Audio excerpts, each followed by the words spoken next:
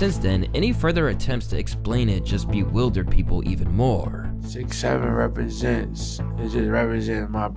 Wow. Have we really gone down a society like this, guys? Really? Really? Like, how did 6'7" become a meme like this? Like, seriously. How? I'm like, I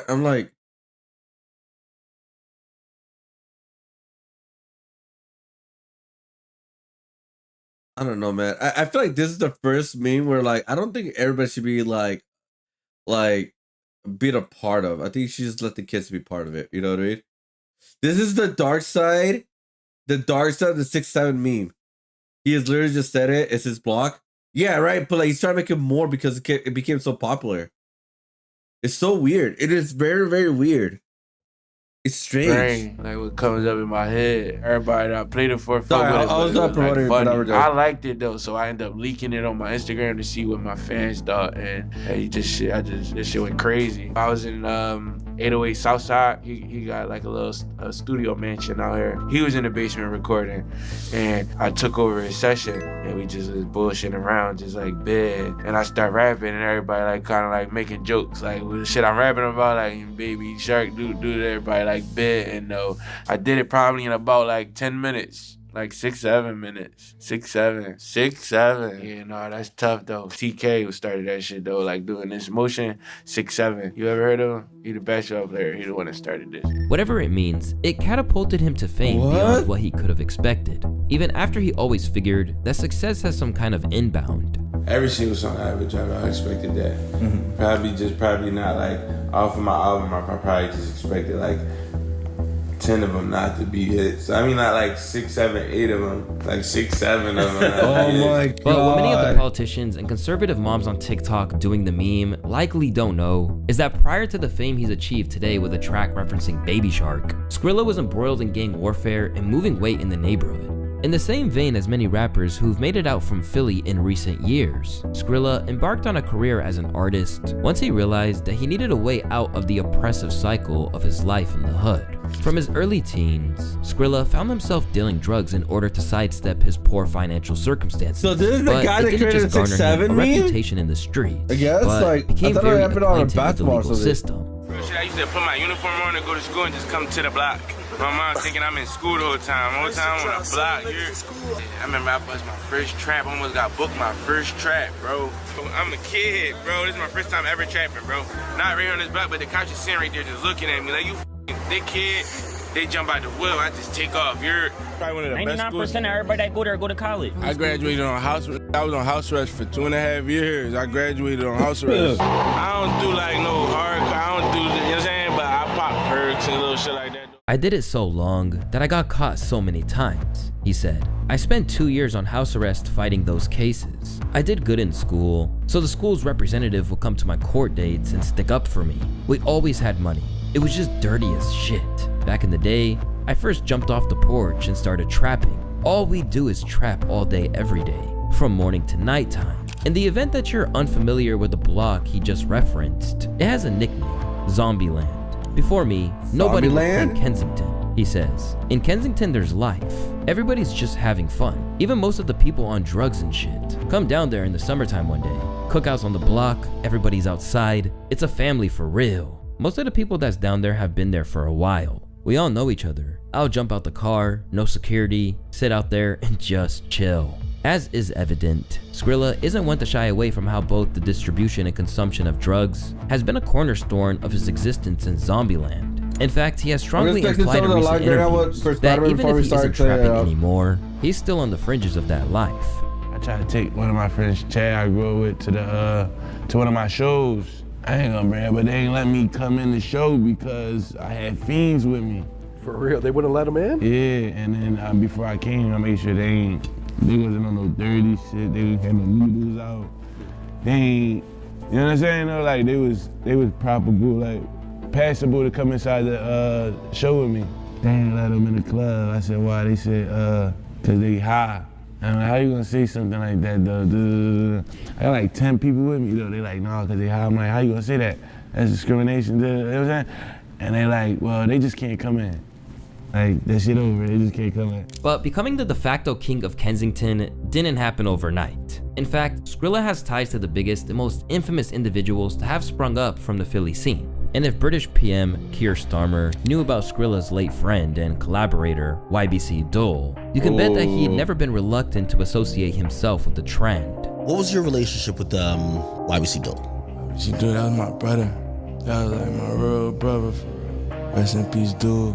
Known as Philly's resident Mr. Disrespect, Dole was openly bragging about the criminal stuff he was involved in on a day-to-day basis. And he got gun butted with it. You don't feel weird? All right, he died. Yeah, we watched a video of this guy, right? Did he do it with Tommy G or who was it? You're speaking about that publicly? No, we do this shit. Beyond that, he relentlessly dissed his ops to the point that he wore his title of the most hated rapper in Philly like a badge of honor, rather than a cause for alarm. I saw a documentary about you that said you're the most hated rapper in Philadelphia. Is that cap? You know that ain't no f***ing bluff. Does that make you upset at all, or you don't care? I like that shit. They hate me, that mean they like me, or they do something, like, feel me, like, they You're paying making them feel attention. something. They paying attention, and I make them feel some type of way. So if I can make you feel some type of way, I'm gonna keep making you feel some type of way. Bro, all the real with me. What Lil Durk say at the end of that song? Like, real with me, like, the street can vouch for me. Anywhere I go, nobody don't play with me. I never got robbed. I never got touched, shot at in the city yet. This was perhaps best exemplified by digging up the graves of fallen enemies. Kwani still ain't got no tombstone, might go dig up his dirt. Ain't got no f***ing tombstone. I'm gonna dig his dirt up. Oh my God. Kwani at, yo. Kwani, where the f*** you at? Ah! A man who was merciless in his mockery. There are too many instances of YBC dissing Forgot his about ops. that. At one Forgot about stage, he that, even guys. posted a picture of a rival CCK member in a casket. In forgot moments of about that. clarity, Dole acknowledged that he and his friends, including Skrilla, had wreaked havoc upon his own city and permanently changed it for the worse. So you say you tortured the whole block? We tortured the whole hood though, like nobody don't come outside around her. We walking through blocks, you don't see nobody. Look, this shit a desert town, ghost town, bro, nobody outside. We f the hood up. Like when you in down Kensington, how the whole, like everywhere outside, bro, it's not like you gonna get shot down here, bro. Like with that shit I be talking about in my reps, bro, that shit real, go listen to it. I mean, bro, that wasn't the game plan to f it up. We it up already, like, feel me? Like the goal to get rich, feel me? But some shit came in the midst to get rich. And in his less humble moments, he boasted that he'd somehow managed to avoid being struck with gunfire. A lot of got overcooked. Yeah, what's the difference between getting overcooked and getting undercooked in the streets? You get 3 times, he undercooked. When get hit with 8 or more, he overcooked. It depends where you hit him at. I ain't get hit yet. When you say hit, do you mean hit by gun bullet? Yeah, got by gun bullet. And you never been hit? Yeah, I ain't get hit yet. And how many times you been doing the hit? We been doing this shit for a long time now. More than 10? 10 posted up, I hop out, switch the crowd. All is running with the hostage, shoot back Damn, like dude. we are glizzy down. But all of that would be derailed by his vicious murder that occurred shortly after he'd been on Instagram Live, arguing with his enemies. You the bitch. I'm going outside. This what y'all want to see. Y'all figure around, we don't got no right. Never jumped out. Never jumped out on no block. Well, all y'all did. What you talking about? Going outside. Well, all y'all did. Bro, you any nigga, you don't go on no hits. Well, all he, or my man Hondo, or my man J100, I've been on multiple drills. Since the loss, Skrilla has my been notably God. torn up about it, saluting his fallen friend whenever the opportunity arises. I knew dude, bro, since we was young. We went to high school together. Yeah, you know what I mean? They're the same age. We wasn't best friends in high school, but we was cool. Like, we see each other, we talk to each other, we chill and all that. We already had like a little bond, and then he was rapping, I was rapping, and we just like, everybody he around, I know, and everybody I'm around, he know. Like, that shit was already like. Despite seeing the toll that the streets can take on those around him, Skrilla insists he's not afraid to do dirt in his own right and suffer the consequences. This includes his long-term beef with OT7 Kwani. I'm ready to throw my life away, bro. I ain't got no rap, bro. Like, really, like, I run around like that, bro. But Kwani not really like one of them, no, bro. Wow, Kwani dude. really like, I bet you. Yeah, he was matter of dumbass. fact, then he just signed his deal. Yeah. Offer cloud, guys. I Offer thought he gonna be cloud. in Philly, bro. I like he should move from out of Philly, bro. I thought he was gonna be out in Philly, bro, but. Now, even though he's squashed that feud ever since, it doesn't mean that he's turned over a new leaf. In truth, there are some who feel that the song that launched the whole 6'7" phenomenon maybe a subliminal shot at a rival crew. When asked about the 6'7" area of Philly, Skrilla informed everyone that his friend Duty Baby was from there. 6'7", that's where all my young boys, like that's where my young boys from. You ever heard of Duty Baby? However, this isn't the truth at all. In addition to being a rapper in his own right, Duty Baby is seemingly entrenched in the streets and is cited as an alleged shooter of a rival known as HL Osama from CCK. Meanwhile, one guy who truly claims 6'7" is YSN Youth. It was Philly man at one point in time, man. What do 6'7" mean to me? That shit a lot. That shit more than what y'all think it is. That shit deeper than 6'7". That shit deeper than rap. We got real blood in with this shit. Like me and my homies, like in my blood eyes, like we got blood in with this shit. Like 6'7" just ain't no. But that shit mean a lot, bro. That shit deeper than rap. Prior to Skrilla's song ever emerging, Youth dropped a track dubbed 6'7" as a homage to his YSN crew. For those who don't know, that's an active gang that's taken heavy losses over the past few years, including 2 members who were killed during a robbery that went wrong. And since Skrilla's song and the meme that went along with it took off, YSN Youth has had the real 6'7" in his IG bio, alongside droplets of blood. Yet, just when you thought things couldn't get any more confusing, it seems like there might not be smoke after all, as Skrilla— So it's like, is this blog? Is this, bro, I'm so confused. Was actually saluted by YSN Youth during an interview in 2025. Skrilla, like you influence everybody, like that's my man. Like, we went song for song. He gave me a verse. I owe him a verse right now. I owe Skrilla a verse right now. I'm gonna get that done soon, but I owe Skrilla a verse or whatever. But he been saying 6'7". Like he got a song with G Herbo saying that shit and all. Like he been saying that shit. When he was saying it, he made a video like the song. I was gonna hop on that joint and all that. He said he was gonna put me on and all that, but I was out Egypt. I'm out Egypt buying a house. You feel me? Like I'm out Egypt buying a house. Upon examination of Skrilla's life in Philly, it's pretty obvious that there's a few potential underlying meanings to 6'7". But now that we at least have an idea of its origins and its theoretical ties to the violent What's the robbery gone right? I mean, world of Philly. No one it's now died? time to examine how it spread like wildfire across the entire world. Not to mention the conspiracy theories that have people believing that its negative influence on kids goes far beyond run-of-the-mill concerns over rap music's corrupting influence. When it comes to the accompanying meme, I think the meme is just really just brain rot meme, man. It's just like when I say 6'7", it's just I actually mean 6'7", but now it's like, oh, it's the meme. Like, oh, why are you saying that? Like what Hara told me yesterday? Was it yesterday or a couple days ago? When I said, oh, maybe like a 6'7" or something like that, but I didn't mean it like the meme. I was just like not thinking about that. But now if you say that now, it's like, oh fuck, it's related to that.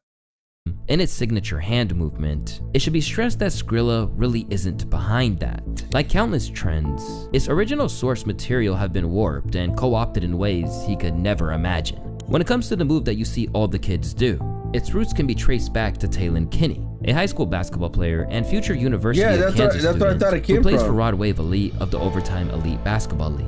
It's a good amount of yards to pick up on first down without picking up a first down. 6'7". How does that Lil Wayne song you like go? 6 foot, 7 foot, 8 foot, hut, 6'7". 6'7". 6'7". 6'7". Since it all began, Taylon realized there was a bag to be gained from his affiliation with the meme, and it has progressed to the point that he made a canned water line out of his affiliation of the phrase. What? I'm Tay Kenny, this 6'7" water. I'm 5'6". But it wouldn't be solely him that brought it to the mainstream. Ultimately, a kid who latched onto it did a lot of the heavy lifting too.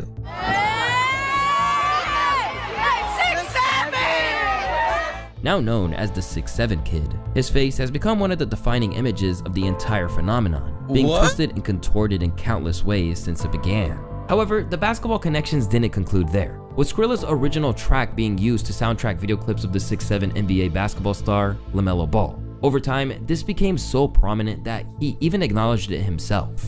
You don't just play ball, you're so good at creating memes. You got 6'7", you got I'll Run It, you got a lot more. But which one is your personal favorite? You said creating memes? Yes. I think that's something that just happens. I don't really know. You don't have like a favorite one? A favorite one? That 6'7" one going crazy right now. That's probably the one on top of my head. Yeah, so if you guys don't know, when I upload shorts on TikTok or Instagram or whatever, I usually use popular songs, right? Some of them I do like, most of them I don't like. But I use them because they're popular. And so I saw the Skrilla 6'7" song and I was like, wait, so did he make this song based on the meme? Or was it the other way around? I always thought I thought he made that, like at first I thought he made that song based on the meme. That's why I know about the song. I never heard it really, I just know about it because I see it on the list of like the most trending songs right now to upload a short on TikTok or whatever. It is like, I was like, bro, ain't no way somebody made a song of this, dude. Like, hey, look at Big Dog in the back hitting it. Yeah, I see him. As parents scrambled for an answer, TikTok creators attempted to explain what was going down. And not just content creators, but actual basketball players in press conferences and things like that are saying 6'7", and so it just continues to become a thing. And now it is something that you're just trying to use to get somebody to reference the number 6'7". Like, how tall are you? 6'7". What time is it? 6'7". What's that? 6'7". There's literally no circumstance where a kid might not say 6'7". So all of this to say, 6'7" is just a reference to a meme. There is no real meaning to it. It is a number that is fun to say, popularized by a meme with the hand motions, and it just die doesn't down with like a couple mean months. With confusion deepening over the years, it got to the point that it even made the news. This is the most searched slang word in Massachusetts this year. 6'7". If you're a parent, if you're a teacher, you know exactly what we're talking about. Psychologists say these trends are not harmful, parents. They're actually a way for kids to bond, feel included, and connect with their friends. Something tells us you've been hearing this at home a lot. I did have to say, you All just day, did every it. day. Can you do it again? Because you did. 6'7". Yet, while some coverage of it has been lighthearted, there are some who are convinced that it has demonic undertones. There are always people like that. There are always people like that. They always see the extreme of it, of almost every single meme. These people are insane. They're mentally dumb, and they need help because there's some people out there. They have like a tinfoil hat and try to find a deeper meaning than it was. Maybe the origin of 6'7" for the song has a deeper meaning, right? For the artist, maybe not. I don't know. But for the meme, it's just a stupid ass meme. There's nothing else beyond it. There's nothing else beyond it. I've not seen anything about it. So yeah, whatever this person's gonna say, they're dumb as fuck. Your kids have been saying these numbers because of a viral meme right now. But if you ask them what it means, they'll say nothing. Ugan, the demonic spirit of iron, with the sacred number of 6. Yamuja, the goddess of the ocean, with the sacred number of... Oh my god, dude. What did I tell you? What did I... Oh my... Bro, they're making weird connections of their utter super left fucking field.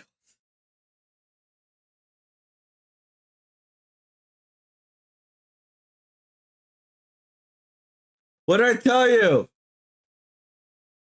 Like, what you think a kid who plays basketball what looked into what this means, Ugan and Yamoha. Like, oh yeah, I'm gonna make a meme of that. I'm gonna call it 6'7". Do you think a rapper made a song about 6'7", whatever, knows about this? Just random, it's like, oh yeah, 6'7". Like, what is this? Like, this is where you're like thinking way too hard on this, dude. They're oh nah, bro. 7. No. 6, 7. Devil worship disguised as a trend. So protect your kids and don't get caught lacking. But it's fair to say that not everyone is buying it, and insisting that anyone peddling this kind of explanation bought into mass hysteria. I agree that 6'7" is silly, but this video is fear-mongering. Yes, it Delete is. this. It's misinformation. Yes, Good it lord. is. It's not that deep, bro. But while this might be a little overblown, one thing that is tangibly exacerbating the panic over 6'7" goes back to Skrilla himself. Because over the entirety of his career, Skrilla has been open about his spiritual side in a way that can't go overlooked. Back in 2024, Skrilla made an entire album, Underworld, dedicated to his orishas. And if you're not familiar with that term, it basically means he practices Santeria, which is where those spiritual figures come from. A lot of people on the internet, they think that you're a Satanist, right? People are like, oh my God, he does sacrifices, he's a Satanist. That's not true though. What's the reality of it, right? You don't have to say what you are, but are you a Satanist? Yeah, no, I'm a santo, I'm a palero. I ain't, that's how they look at it though, because it's different. But like, cause they not used to, you know what I'm saying? No, You don't worship Satan. No. Over the course of his rise, Skrilla has been open about what it entails to the point that it seemed to shock Adam22 during his appearance on No Jumper. What religion exactly do you represent? I'm a santo, I do palo. I'm a Santo. What's that mean exactly? Like, all that sacrificing goats and all that shit not just for like, that's real life. You sacrificed a goat? You seen that shit, bro. That's real life, bro. Really? I sacrifice goats, chickens, mice. Like, I do shit for certain shit, though. Like, I'm not allowed to explain it.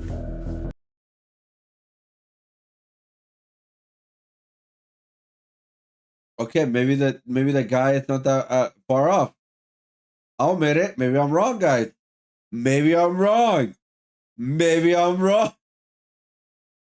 Bro, you ain't helping your case, you son of a bitch. Oh, what the fuck? How you want me to explain it? I think how you want me to explain it, but yeah. Well, I can do my research. That's interesting. It ain't even gonna, you're not even gonna find it it's like hard that. to Google? In an attempt to educate people, his interview with Brandon Buckingham even saw him decode some of the practices that people found so shocking.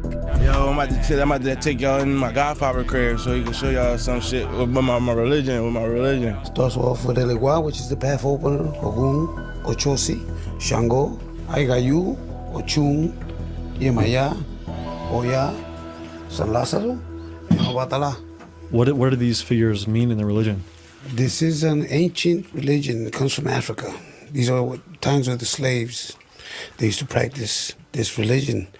They wasn't allowed to, so they had to disguise it. They used to go in to church with the Catholics and pray to their gods, but in reality they were praying to the African god. But in a society where anything unorthodox is often seen as evil, this revelation, combined with lyrics and other songs about snatching souls being his whole life goal, are causing further moral panic.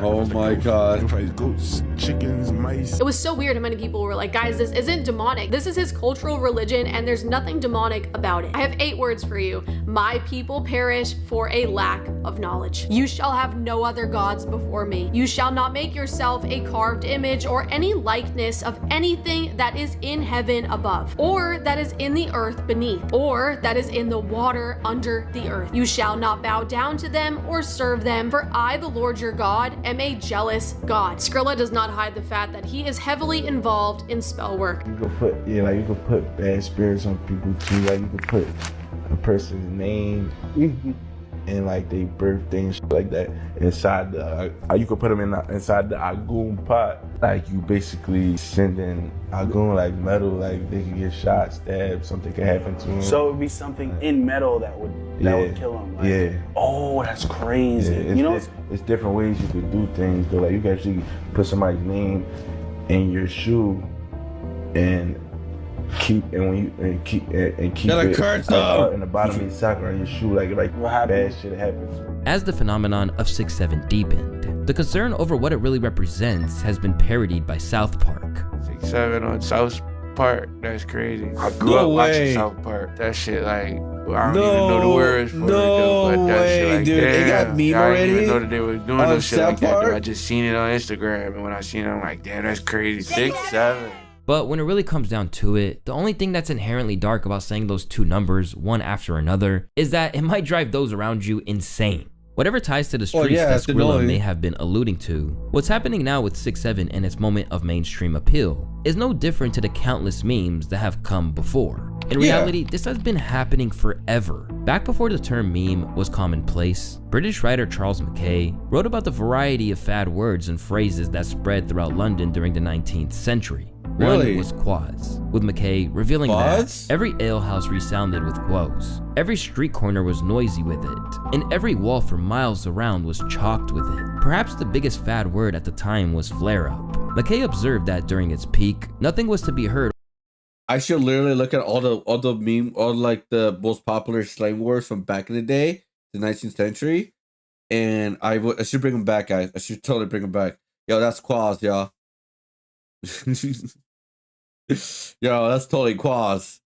Quads up, bruh. Over London, but flare up. It answered all things, settled all disputes, was Why you applied to me all up, persons man? in all circumstances, and suddenly became the most comprehensive phrase. Looked at through this lens, it's basically no different from when everyone was yelling "What's up" in the early 2000s. I remember that. I do remember that. Hello? What's that? Yo, where's Dookie? Yo, Dookie.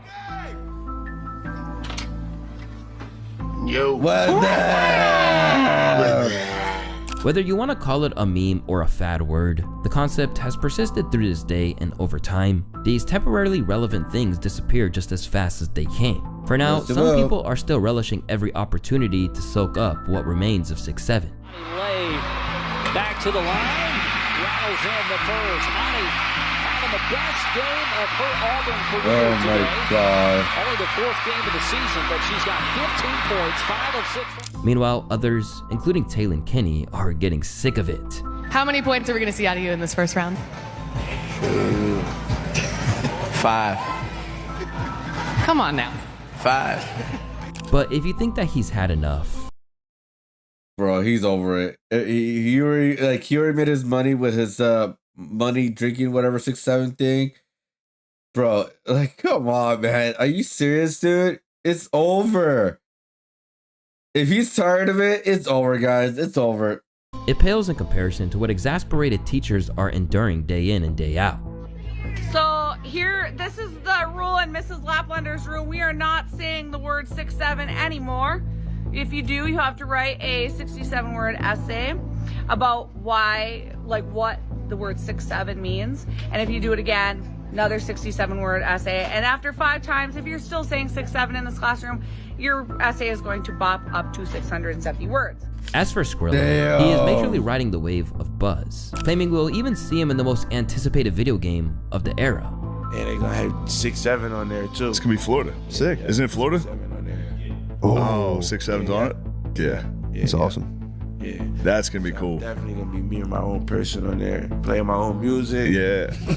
You gotta get an alligator. You gotta talk to You gotta talk to Rockstar.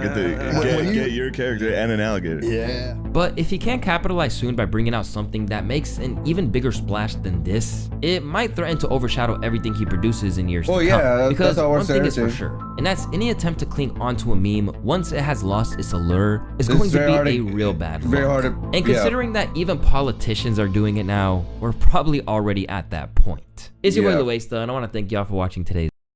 Yeah, dude, it's just so bad, man. It's so annoying.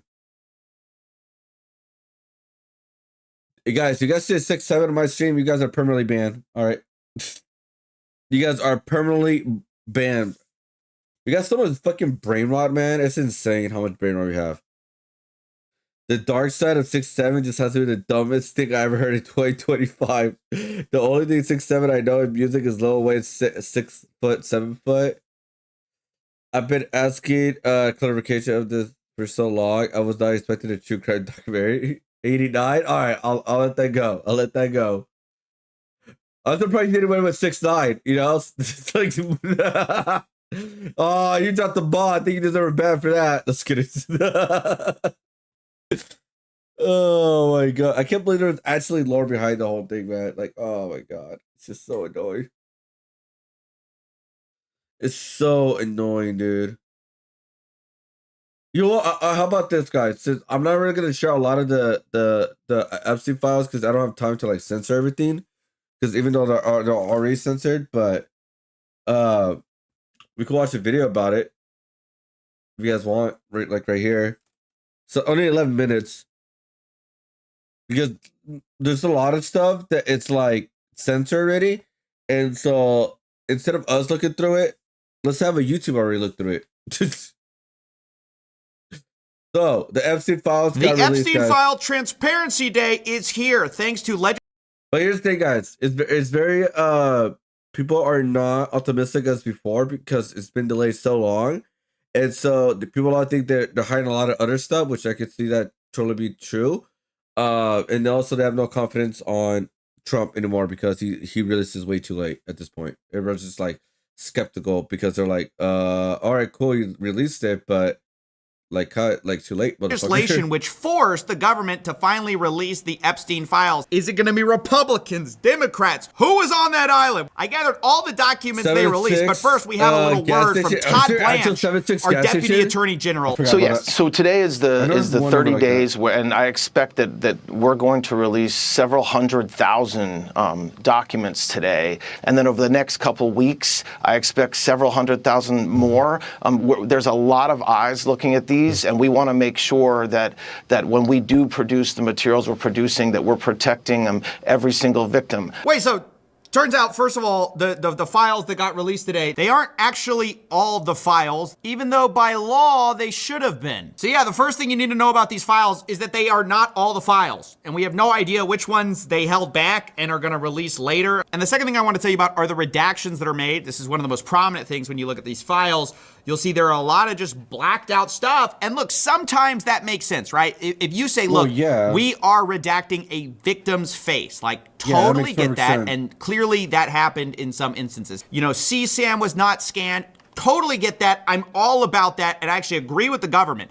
However, remember that Jason Leopold reported that sometimes what they were calling the Epstein Transparency Project, they also were calling the Special Redaction Project, meaning some people did not like being in there. And you kind of see that reflected in some of the redaction choices, because some of these redactions just don't seem to make sense. And this is what they've already released. Remember, there's files we just don't know about because they haven't actually released the full files yet. They've released some of them. But for example, the BBC reported that a judge ruled that Ghislaine Maxwell's grand jury records can be unsealed. So, you know, all of us were wondering, okay, where are those? Well, they're redacted. Actually, 119 pages of some of these files were just like redacted fully. Like you couldn't see anything in these files. There's literally no details except it just says Grand Jury New York, and it's just like pages and pages of redaction. I mean, you can't see anything. This is part of the Transparency Act. So that is a weird look. But other redactions are also really strange. For example, we have this message among the documents where it seems to be Jeffrey Epstein getting a message that says, I have a female for him. It's like a note. Somebody left him a note. And they say, please call. I can't tell if that's her or him. But twice he gets a message. And both times it's a message that says, I have a female for him. But they redact the person who called, which kind of doesn't make sense. Like, isn't that someone you should be investigating? How is that a victim? Maybe there's context that we're missing, but I want to remind you guys that there was supposed to be an explanation for even why they were making certain redactions, and they didn't. Here's one of our legislators talking about that. And our law requires them to explain redactions. There's not a single explanation for why that entire document was redacted. So yeah, already Transparency Day was looking a bit shaky. But let me just say, there are some things worth looking at. So one of the big things that was interesting is that Bill Clinton was heavily featured. So I know Bill Clinton was there, which, again, that looks extremely bad. I would not be surprised if they, we'll see more stuff about him. Michael Jackson was there. That doesn't mean he has nothing to do with it or anything like that. It just looks bad. Bill Gates was there, too, of what I remember. Of what I've seen, some of the lists that people posted and stuff. I haven't seen a lot of these photos because it just didn't have time. But yeah, a lot of it's Bill Clinton. Yeah. In this whole thing, there's Bill in the hot tub with some a lady that is redacted, and Ghislaine Maxwell. This appears to be on one of his trips early on. I think it's pretty obvious why Billy Boy is so prominently featured. Like, he's obviously was associated with Jeffrey Epstein. He's a big name. He's kind of a scalp, if you will, and it gives the public something to think about. And the White House was trying to seize on that, obviously. Bill Clinton just chilling without a care in the world. Little did he know. And you have Caroline Leavitt, the press secretary, saying, oh my. But ultimately, this leaves a giant elephant in the room for them that still doesn't make sense, which is this. Like, you guys don't care about Bill Clinton. Why haven't these files been released before? Like, why has there been such a cover-up of the Epstein files if Bill was the only guy in it? Right? Because let me spoil the surprise. While Billy Boy is featured multiple times with multiple women on the plane and hot tubs, Trump is barely featured at all. The only pictures of Trump, which is bullshit. It's 100% bullshit. I'll say it right now, guys. That is 100% la shit. All right? Hell no. A person like Trump should have been there a lot more times. 100%, dude. Are some desk photos. He's not even in the picture. It's just thin. There's basically nothing relating to Trump that is that interesting. And people's point is like, well, that's a little weird, right? We know that they were all kind of involved. We know Trump and Epstein were, heavily associated together. Not saying there's some smoking gun or anything like that. I don't have any special information on that. But we know there are going to be files related to this. Like, it's obvious. We already have leaked reporting that they had him in the files multiple times. So it's like, where are they? And that's going to leave a lot of people unsatisfied because, of course, it's like, well, then the Epstein files really haven't been fully released yet. Now, there were some other interesting mentions. Michael Jackson made a cameo in some of these with Epstein and with Bill Clinton. I'd say the biggest finding, in my opinion, was this document right here, which just corroborates something that has been alleged for a long time, which is that Maria Farmer, she warned the FBI about Jeffrey Epstein back in 1996, and they just basically didn't do anything with it. Now, the New York Times reported that the FBI has never publicly acknowledged her original report, even to Mrs. Farmer.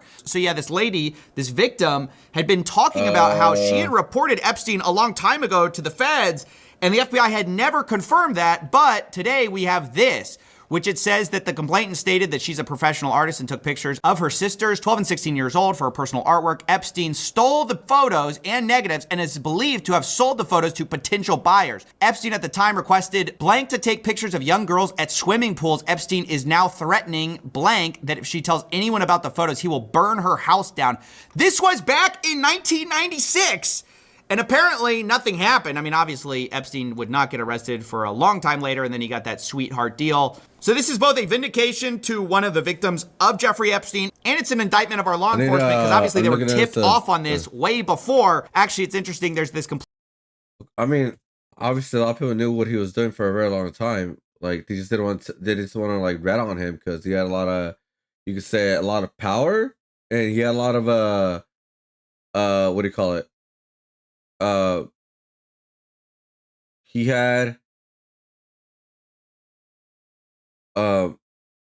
like blackmail images, I guess, on people, you could say, right? At least it felt that way. Chris Tucker, yeah. I mean, I heard, yeah, I heard some couple names, yeah, for sure. It's just kind of weird that, yeah, that Trump is no longer in there at all, like zero in there. That's just very, very weird, right? That is like, okay, dude, like, you know damn well you're a part of it. I don't know, he was part of it, but you know damn well you were in his circle a lot, dude. Like, get the fuck out of here. Get the fuck out of here, dude. Like, I don't believe that for a sec, dude. Oh, guys, I'm trying to playing out there where allegedly Maria Farmer, while reporting this mid-sentence, the FBI hung up on her and did not make an attempt to follow up. It's just like one giant fumble after the next. So yeah, that's probably the biggest thing that got revealed. I want to say that some people had long not believed Mrs. Farmer, according to the New York Times. And so after the release of these files, the New York Times contacted Ms. Farmer about that report, and she broke down in tears about it because, of course, it had totally vindicated her. So those are probably the biggest findings, but there are some sick things we probably should address. Like, these were some notes that were taken about Jeffrey Epstein and some girls he was trying to procure. It says, quote, at one point, blank witnessed him asking for ID to girl, wanted to make sure under 18 because he wasn't believing them because blank messed up by bringing him more older girls. Like, he was asking for ID, at least according to this, in order to find out that they're young enough for him. I mean, it's actually like completely sick. And then this one also, it says that Jeffrey Epstein was apparently meeting with some young girl that someone else had procured for him, aka trafficked to him, and he was unhappy. He said, why bringing me dark girl? They responded, bringing young girl. Yeah, but not dark. Told her he just wasn't into her. Doesn't remember if he paid blank because he wasn't happy. So like, he was like, yeah, she's young enough, but she's not my type. And this kind of repeats the point. He told her that, quote, you know what I'm into. Blank understood that to mean, quote, young, petite, underage. Doesn't recall if brought anyone age 13. There definitely is that in these files if you want to look for it. I don't suggest you do. You'll want to take a bath afterwards. I mean, there's some weird like photo albums. Once upon a time, there's a clueless little girl. I mean, You know, it's really sick stuff. I don't want to belabor the point. There's also this stuff from the House Oversight Committee. So just to be clear, while the government was like releasing their files, the House Oversight Committee, specifically the Democrats, released like a select number of photos as a kind of a teaser to this whole thing. Now, I haven't talked about this, but some of them are really weird. Like a girl has Lolita quotes written on her. If you don't know what Lolita is, God bless you. This person says, I will send you girls now. Maybe some will be good for Jay. She asks 1,000. What is Lolita quotes? Is he smoking? Oh, did I miss that part? Smoking what? Of like discussing stuff or what? What is Lolita? Does anyone know? Lolita quotes. Lolita. Like Lita quotes? What the quote says? She was low, playing low in the morning, standing 4 feet 10 in one sock. Oh, Lolly. Lolita, Lolly, like an anime Lolly. Oh shit! What the fuck? They made a book out of that shit. She was low, playing low in the morning, standing 4 feet 10 in one sock. What? Oh, that's what the fuck. Lolita quotes written on her. If you don't know what Lolita is, God bless you. This person says, I will send you girls now. Maybe some will be good for Jay. She asks $1,000 per girl. Clearly trafficking. And so this is really gross stuff. The House Oversight Committee released some photos with all of the classics, Prince Andrew, Bill Gates, Donald Trump, Steve Bannon, Bill Clinton, you know, the gang, the whole gang, basically. But again, you know, I want to note that this is obviously not the deal. So, a lot of people claim Jay was Michael Jackson, like a possibility. Jay could be, I don't know, like who started today with Jay? You know what I mean? Like, it could be anybody at this point, dude.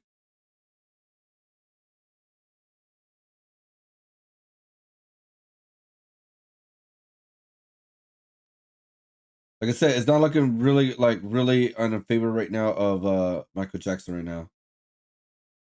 Because of like the photos and all that came out. You know? DOJ release. So when you see like Trump in the files, well, these are sort of different files, just to be clear about that. There's also kind of a funny thing that happened where David Brooks, he's a reporter for the New York Times, he wrote, "The Epstein story, count me out," only to be found, I guess, having a dinner with some people, and Jeffrey Epstein was there. So, you know, maybe it's coincidental that he said, count me out of the Epstein story, but maybe not. Now, I want to be clear, the New York Times ultimately defended him, and I think he made a statement, and a spokesperson made a statement that basically he had no contact with Jeffrey Epstein. Basically all these people issued similar statements, like I didn't know him, or I didn't know what he was up to, or you know the thing by now. I guess I don't have to put those caveats in. You know, all these people deny it. You know, all these people say I had nothing to do with it. I had nothing. And to be fair, you know, probably some of them did have nothing to do with it. I just don't believe none of them had anything to do with it. And that's kind of the problem of these files. It's like, okay, all these guys are hanging out with Jeffrey Epstein. They're all around him, and he's around young girls. A lot of times they are around him, around young girls, but of course, none of them had anything to do with it. Like, that's basically the state of the affairs. And right now, we're just getting sort of another partial look. Like, are we getting Epstein Transparency Day?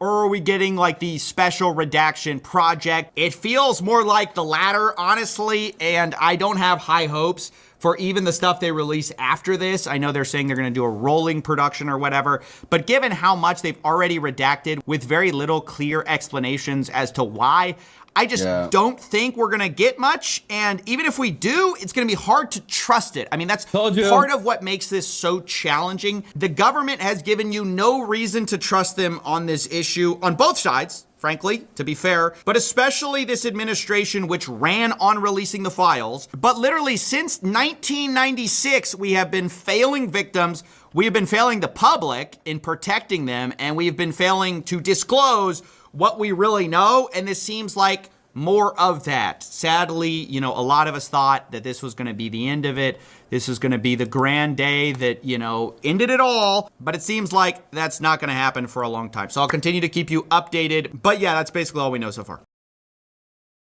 Yeah, I'm not surprised. I am not surprised that a lot of it was redacted. I'm not surprised that, oh, Trump is not there at all. Bullshit, dude. 100% bullshit, dude. Like, that's I don't believe it. I do not believe it. Udo turning my phone on would have been the same as reading the files. He literally showed pics in the video. Well, yeah, no. So here's the thing. For him. The government version, no Trump, right?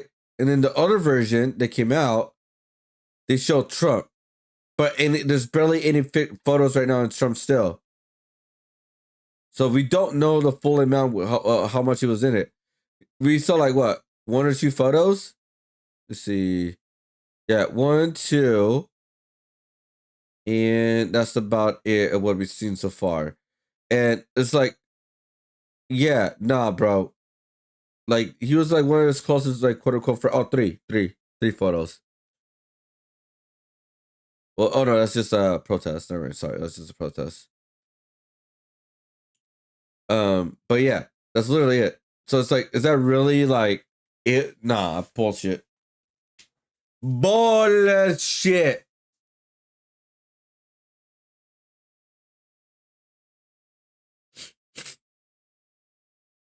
I mean, I understand why he wants to, like, I mean, it's coming, yo, we're gonna be a laughing stock, by the way. We will be a laughing stock if our president, if he is allegedly a pedophile. That means we elected a president who, like, oh god, dude. Oh my god. Well, actually, I can't say I elected because I don't vote. So I cannot say that I elected it. I don't vote, guys. So I am Scott guilty free, guys. All right. But they'd be like, why you just voted for the other person? I'm like, well, the other person sucked ass too. So oh man.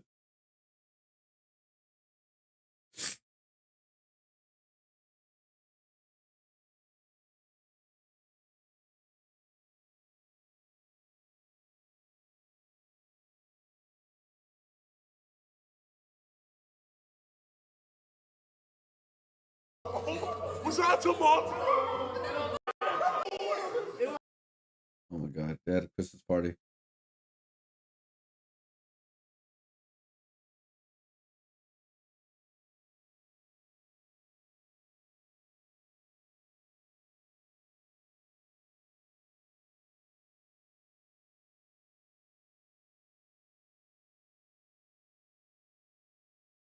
Let's see.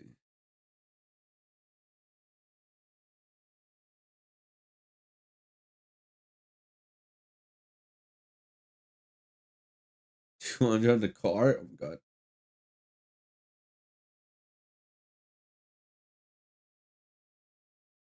Hold up. There we go. All right, there we go. Yeah, let's see. Yeah, I saw that already. Yeah, but anyways, yeah, we'll see. We'll see what the second part would they release for the FC files, and we'll see how that goes. You know.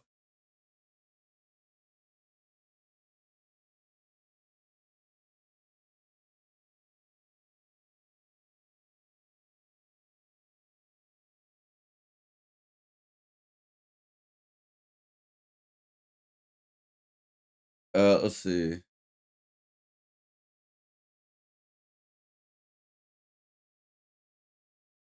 I think I caught up with everything right now.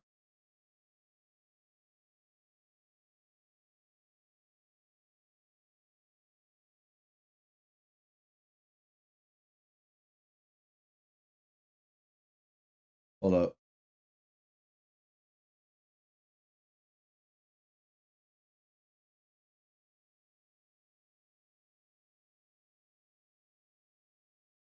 Let's see.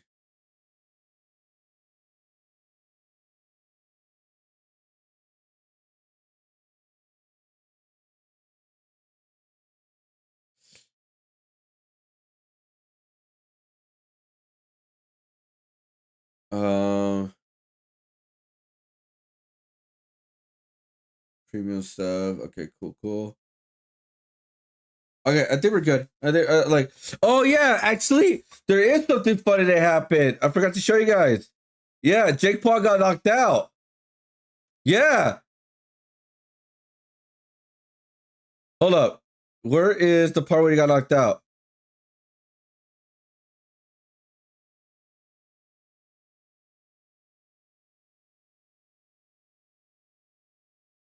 Right here. I can show you guys like a quick clip. Like I can't show all of it because I'm on YouTube. But yeah, look at this. Served on a platter for that right hand right there. He got knocked the F out, bro. Look at this. And his chin served on a platter for that right hand right there. And he lost too. He lost. They went 6 rounds and he lost. He looks conscious to me. No. I mean, I can't show you guys the ending for obvious reasons because, like, what do you call it? I'll get copyrighted. It's on Netflix.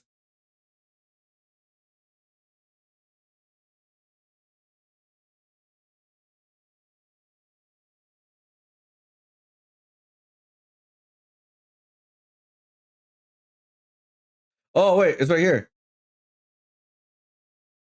All right, I'll do it quick. Guys. I got my trigger finger. Go, ready. Go. All right, here we go. Oh, it's muted too. Okay, that's great. That's actually better for me because that helps with no audio. All right, let's see. I'll make it full screen. So this is the part. So this is the part where he got like. I guess this is where he lost. He got knocked out. Like he doesn't know what to do. He's out cold. Not out cold, but like he's dizzy. He's dizzy, and boom, the ring says no more. That's it. So that's why, like, that's how he lost. Which is pretty funny. Like, the one time he actually got a boxer, he lost. Yes, it is. It's not well. I mean, I know knockouts are sleep, like going to sleep, but isn't that a knockout win in boxing, or am I wrong? I don't know that much about boxing.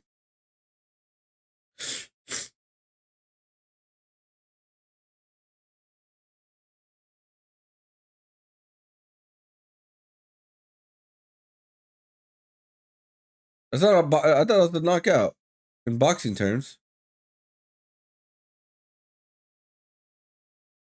Not a TKO though, no.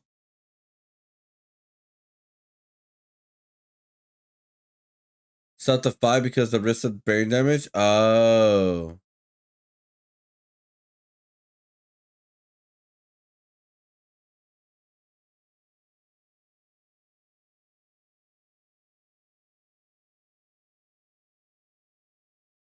Well, that's a buff woman. Adija finds the KO on round 6. Because right now, I already see him getting knocked out. I didn't see the other way around. Like him getting like to his knees, you know? You know he gets threatened by a man on stream for trolling him about getting married to his cousin. I'm gonna beat the shit out of you because cut that shit or I'm gonna throw this bottle at you. What? So weird. A knockout is when he fought that one basketball player. Okay.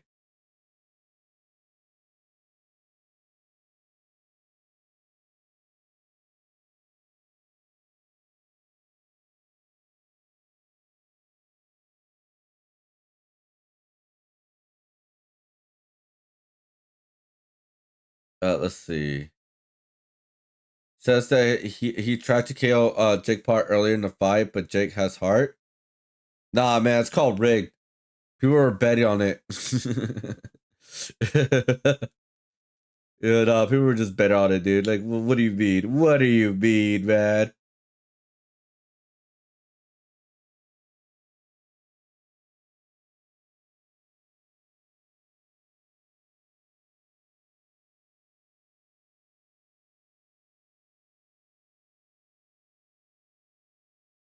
Let's see.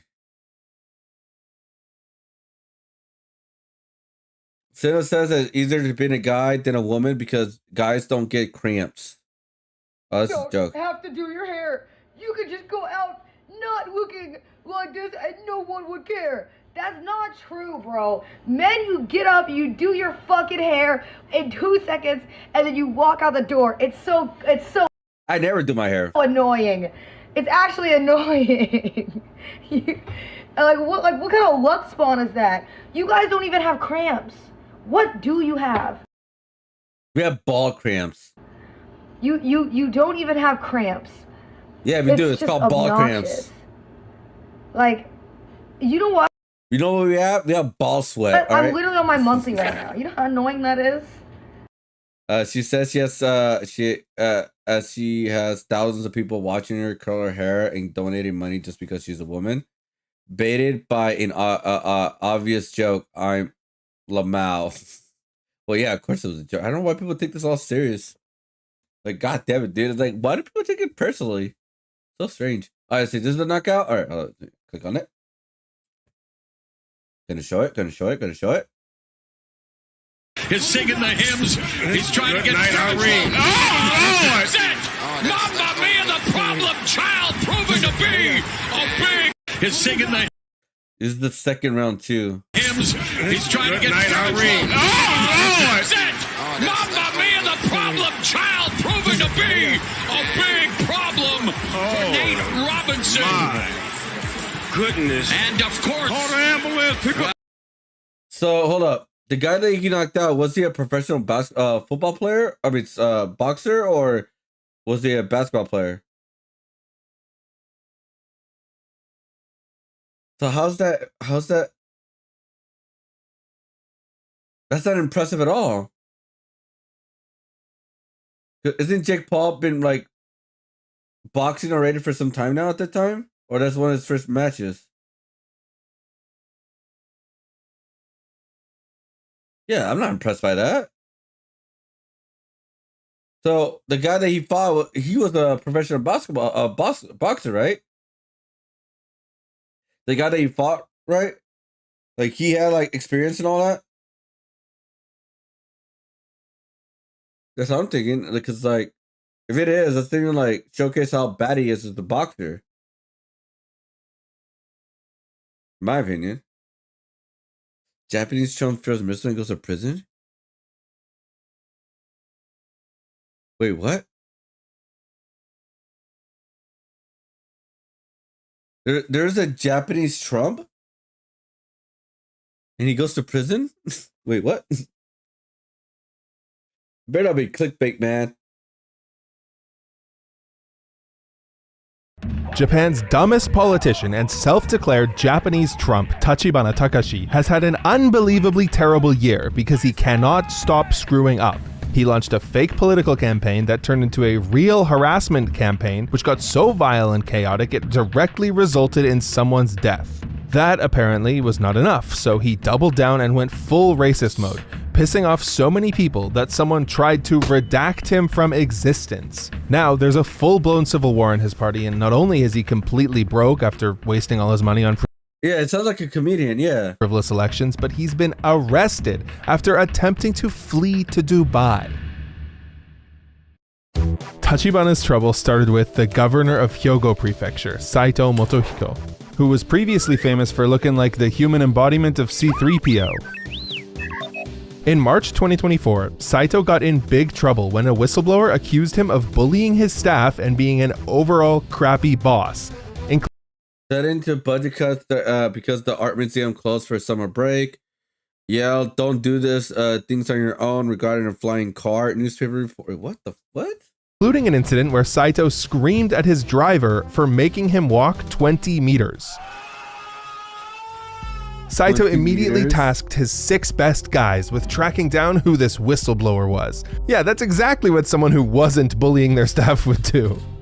Saito's team quickly narrowed in on 3 government employees, and the prime suspect was this guy, Watase, who they interview and initially actually cross off the list. Unfortunately, immediately after the interview, Watase makes a phone call to suspect B and inadvertently reveals that he was the whistleblower. Suspect B had answered the call on speakerphone with the investigators in the room.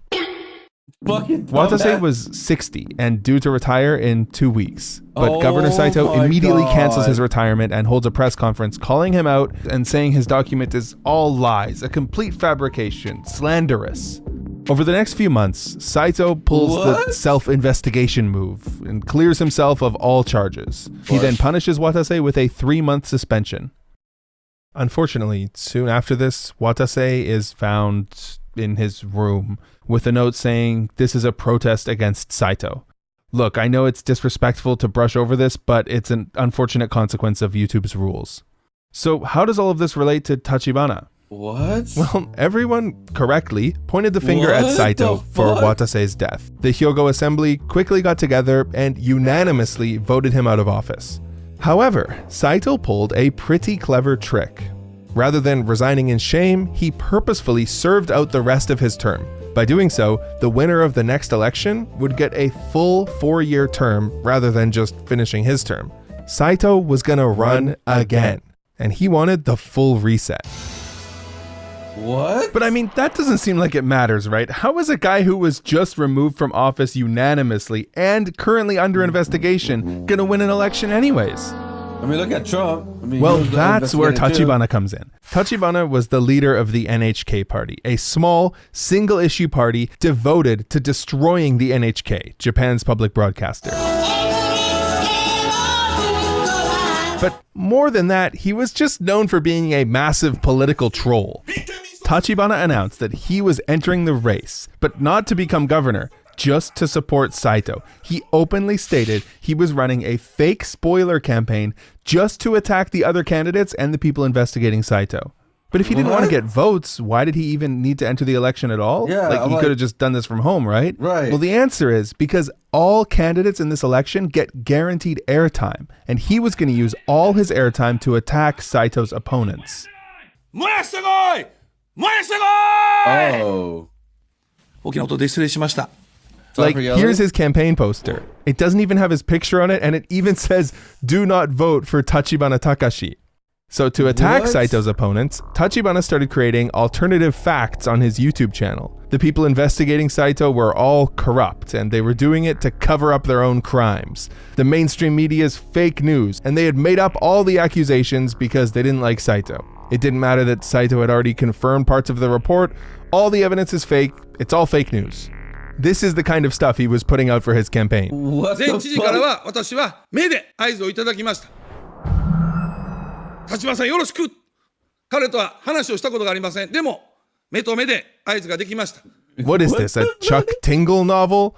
To be honest, it might as well have been, because Tachibana starts going off on Watase, the whistleblower, and saying he died not because of Saito's abuse, but because he was having a bunch of affairs and essaying his staff. こんなことがばらされたくないから、県民局長はだと考えるのが普通ですよ。I thought our politics was kind of funny, bro. Like, I thought America politics was like this kind of like comedic kind of thing, dude. What is going on? Like, seriously.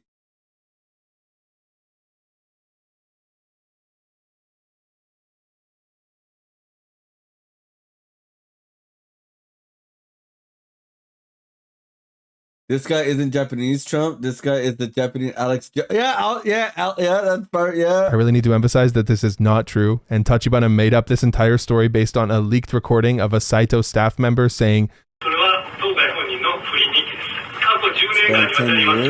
Tachibana made up all that stuff based on a 3-second leaked recording from Saito's right-hand man. And Tachibana goes even harder on the investigators on Saito's case. He kicks up an absolutely vicious harassment campaign against them, putting out nearly daily videos claiming that the investigators were all corrupt and how they were going to get arrested any day now. He actually goes as far as leaking lead investigator Okutani's address in the thumbnail of one of his videos. Did he ever met his hero Trump or what? Yes, he truly did not give a f***. At one point, Tachibana even shows up at Okutani's house with a mob behind him, rings Okutani's doorbell, and screams at his family over a microphone pointed at his house for over an hour. And Tachibana only leaves after saying this. Better stop or else. There's no one there.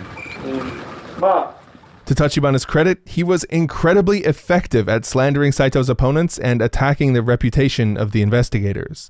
He flooded the internet with pro-Saito content and made 66 videos promoting Saito in 17 days. That's like almost 4 videos a day.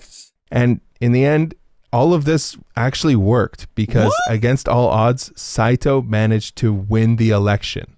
To Tachibana, this was just proof that he was right. So why stop now? He kept putting out videos claiming that any day now, the police were about to arrest Saito's opponents. At this point, one of the investigators, Takeuchi, had enough. He'd been attacked left and right for months, and Tachibana was threatening to bring a mob to his house next. This led to Takeuchi's wife going hysterical, begging him to quit the investigation. So he did. He resigned on November 18th, 2024. What the Tachibana fuck? took this opportunity to take a victory lap, saying any day now, the criminal mastermind who ruined Saito's reputation, Takeuchi, was about to be arrested. Tachibana was even trying to track him down in public. In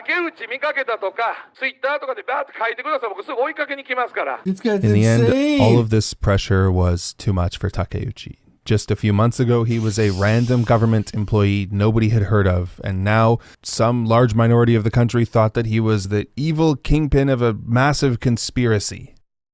On January 18th, Takeuchi as well was found in his room. No effing way, dude.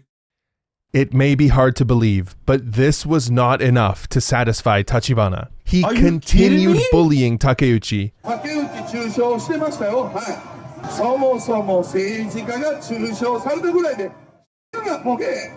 And went as far as claiming Takeuchi died because he was about to be arrested. This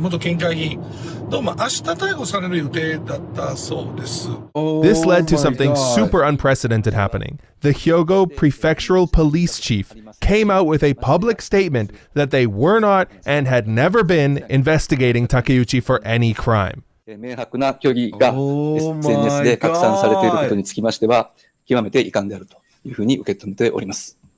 Normally, Japanese police never come out with statements like this. But normally, people don't run fake spoiler campaigns just to harass public employees.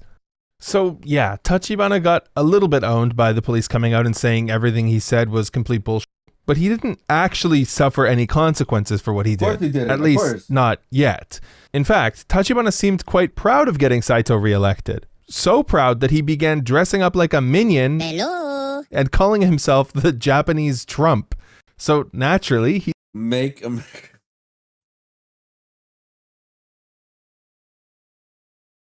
What the fuck is this guy's problem, man?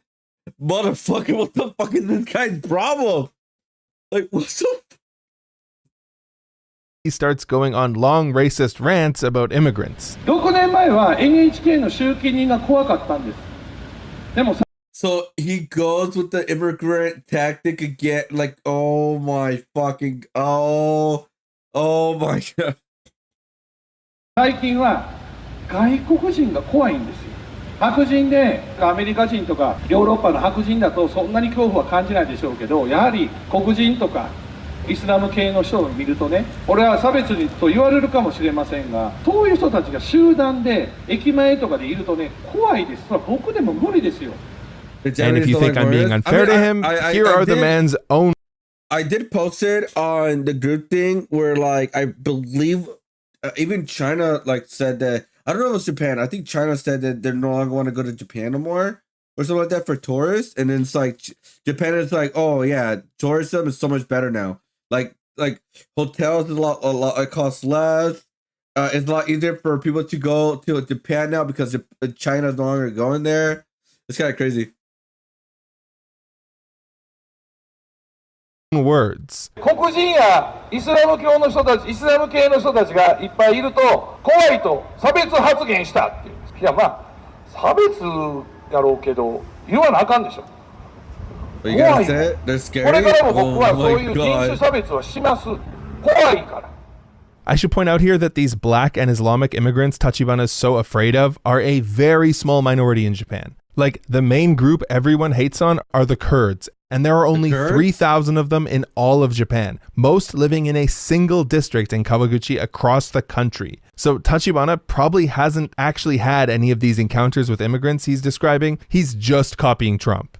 But what really gave a boost to Tachibana being the Japanese Trump was something that happened on March 14th. Tachibana was shaking hands at a speech event on the streets of Tokyo when a man waiting in line suddenly threw a flashbang at him like he was Naruto. The flashbang was completely ineffective, but the guy then attacked Tachibana with a 30-centimeter blade he had hidden in his jacket. Tachibana's ear was badly injured, and the culprit was subdued by an audience member. Tachibana actually finished giving his speech while waiting for the ambulance.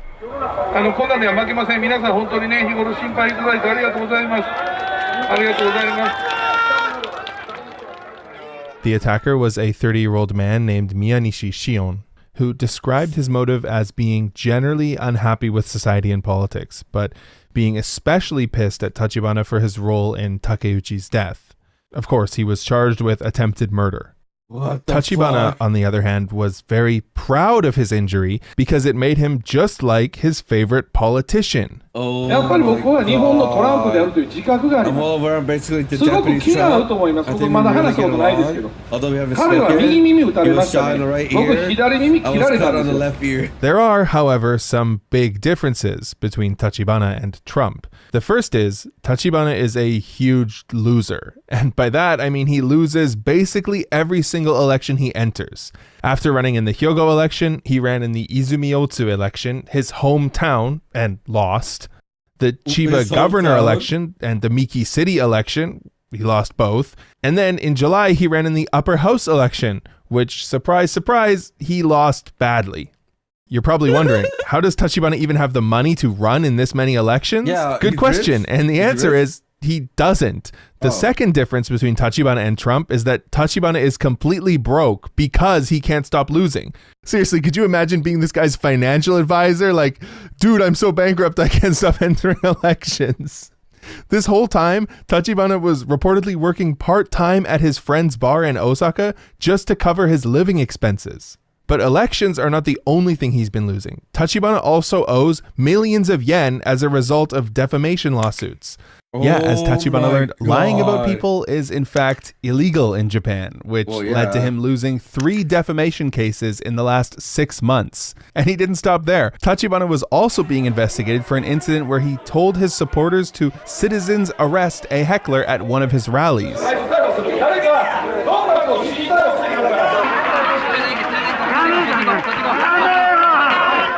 Surprise, surprise, pulling a mods arrest that guy in real life is definitely a crime, especially when your mods severely sprain the guy's neck.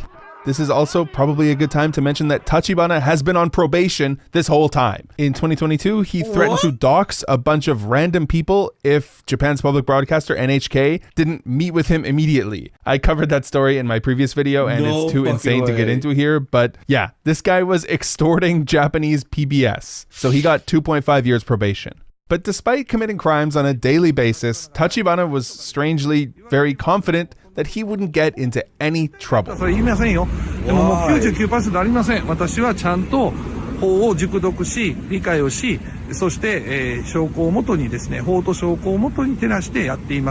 I don't know if he was just coping or not, but Tachibana started taking an interest in Dubai during this period where apparently he was discussing some $1 trillion deals. 1億2億とかっていう話じゃないんでこっちの世界は昨日もね、どんな話かは言えませんが何百兆とかいう形の兆ですよ何百兆100兆とかいう単位の話です Yeah, it must be a complete coincidence that Dubai has no extradition to Japan. Starting to randomly take trips to Dubai was a big red flag and was the last straw for the Hyogo Prefectural Police. On November 9th, they deemed Tachibana a flight risk and arrested him for criminal libel for his involvement in the death of Takeuchi. Yeah, it turns out Japan is one of the few countries where libel is a criminal offense. 2 weeks later, they added another charge for causing injury during an arrest for the citizen's arrest thing. And it only took a few days of Tachibana being in prison for the NHK party to completely implode. Like Tachibana's right-hand man, the vice president of his party, Saito Kenichiro, the guy who holds their seat in the House, immediately left the party. That's a pretty big blow. There's a good chance the NHK party could be done for good. The most confusing thing to me about all of this is, what was Tachibana's goal in the first place? At the start, some rich guy paid for Tachibana to enter that Hyogo election to help Saito. But Saito never publicly gave Tachibana any kind of compensation for his help. I mean, not that he could without associating himself with everything that Tachibana stood for. And it turns out that in the end, Tachibana and the NHK party are like $5 million in debt, which actually might have been his strategy all along.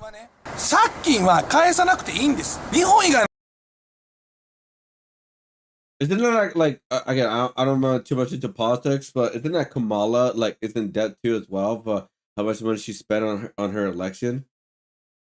In other countries they punish you, but in Japan they don't punish you for loans. You know what I'm saying? 法律をしっかりと正しく理解すれば、借りた金は返さなくていい。 This is not financial advice, okay? Do not follow what he's saying. But yeah, since Tachibana's always admitting to his schemes on YouTube, I don't think the prosecution will have to look hard to gather evidence for his crimes. And given that Japan has a 99% conviction rate in the first place, dude is probably going to prison. Oh no, he's fucked. Japanese Trump is fucked. I just literally saw the title right now, guys. So I'm like, oh my god, he is so fucked. The guy who said Islamic people were too scary tried to hide in Dubai.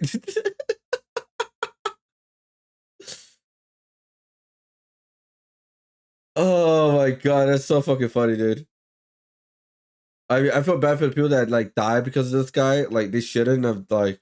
But I get it because I mean I don't get it to a point, but I get it where like your whole rap and image matters so much over there in Japan compared to like everywhere else. Where like right here you could be shamed and still be like whatever.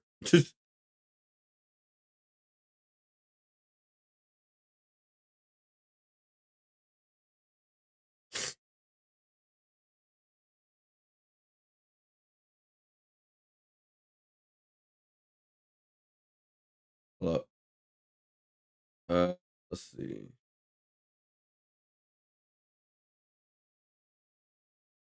Oh, did you guys know that sneakers are officially bankrupt now? And also Pokemon. In 2020, by 2027, guys, Pokemon scalpers could be gone. Why? Well, it's very simple. Because Pokemon has bought a manufacturer, I think somewhere in the United States. So now they can make as much product with less cost. Yes. I gotta change that, by the way. It's not my site anymore. It's JonnyboiG. But yeah. Yep. Scalpers are gonna be pretty much gone for like the collector world for sneakers and also Pokemon.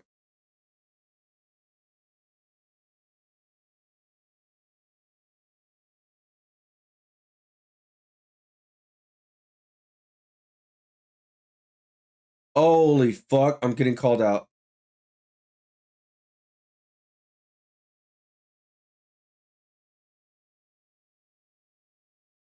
Yeah, maybe. I think it's because of terrorists, maybe. Oh, guys, I think I'm getting called out right now. Hey, man, game developer here. I worked in game art and other creative areas within the industry for a very long time. So hopefully I can help you understand the difference. So AI images are, in many cases, pretty. There are no doubt if done with enough knowledge of Gen AI models, with a powerful enough computer, and the right prompts, aesthetically pleasing, the difference is as follows. Let's take CDPR right now. That they're working on the next Cyberpunk and have gone so far as to send their concept people to multiple locations worldwide, China, America, parts of the UK, some spots in South America. From what I've heard, they are working on two things. Taking high resolution photographs, sketches of real life objects, building scenarios, etc. So much you can get from AI output, which is true.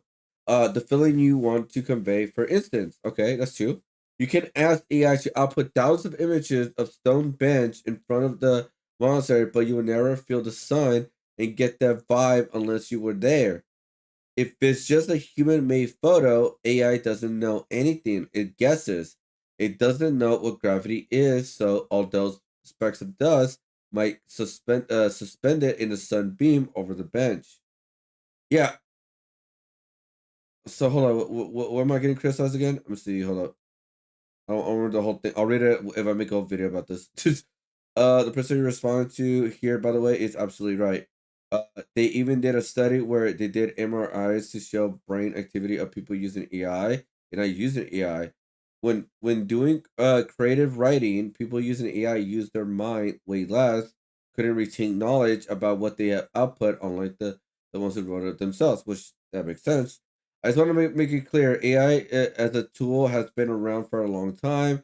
The issue artists have is AI isn't Gen AI, not digital tools that randomly place objects or clean up images, etc.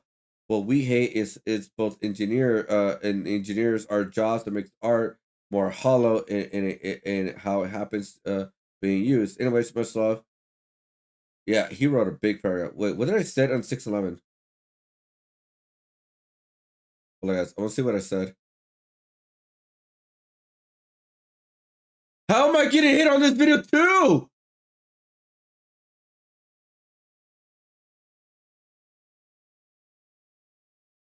My life sucks.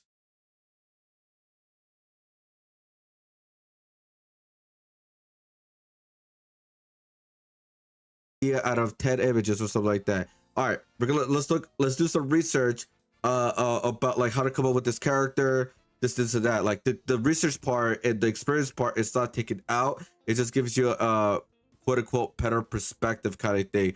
Like I said, I'm trying to be devil's advocate, and I'm just trying to be like even though I fucking hate AI, I wish it never fucking existed. Yeah, all right.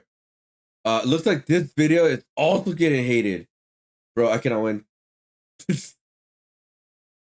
Because I'm just too honest. Let's see. 3388. Ain't no fucking way. Ain't no way, dude. There's just no way, dude. This video or these past two videos have not been good. Obviously, view-wise is alright. But likewise and hate, oh my god, I'm literally 50-50 on both. How the fuck does that happen, guys? How? I think it's like I played devil's advocate too hard, you know? Because like I hate AI, but I was like, is it really a really bad thing where like they'll use that in stage zero? Stage zero, the way I explained it was like, like for example, someone who doesn't draw or make art, makes AI to send references to the concept artist, like, hey, we're kind of want to go in this type of direction. Can you do something with this or something like that? And then by the time it hits stage 3, the artwork looks completely different. So that was my stance. But I guess people are like, no. The reason why this is bad. And then I made a other video, an update video. I'm like, and I realized, yeah, the reason why it's bad is the slippery slope. Also, they retain the art. They get. I didn't think about this one, which is the big one. I didn't think about like them making their own bots within the company, or like indie companies of AI, and then like just keep all the rights to the art, and then just start recycling the artwork from there, kind of thing. It's like, oh god. But I'm actually gonna make another video, not an update video, but about how there's some like companies who are rejecting the idea of AI. Oh, sorry. Oh, that's not it. Oh god, there you go. For example, CD Projekt Red,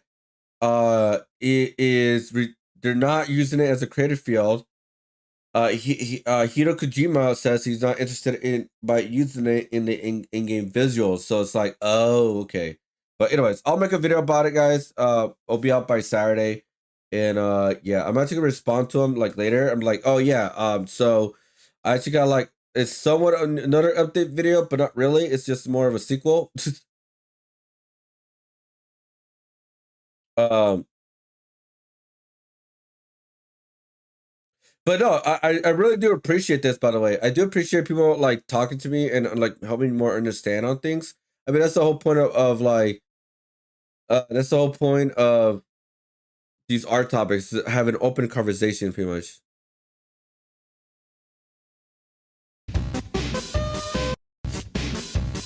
Oh my god. Imagine you go to someone like take all the boxes of the Pokemon cards and all this kind of stuff, and you're like opening it up and you're like,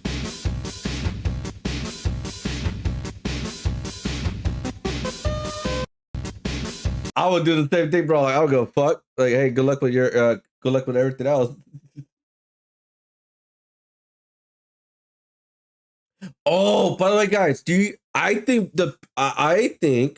guys, um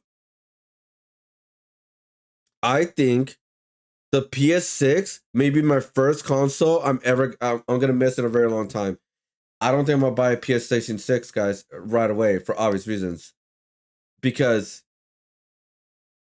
the PlayStation 6 is gonna cost so much fucking money because of RAM and other like technology used within the system.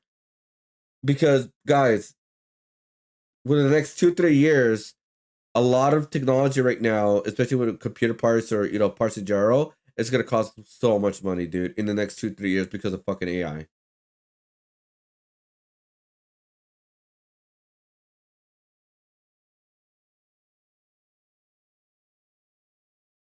So yeah, I don't think I'm gonna get a PS6, honestly.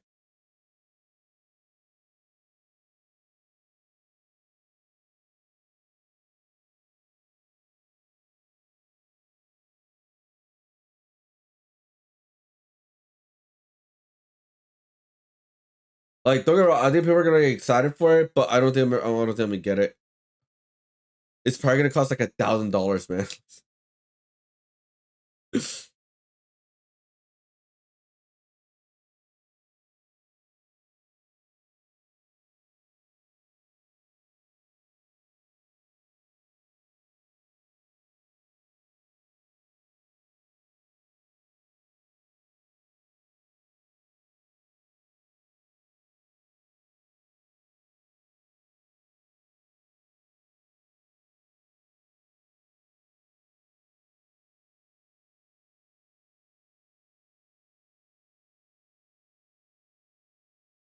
Let's see.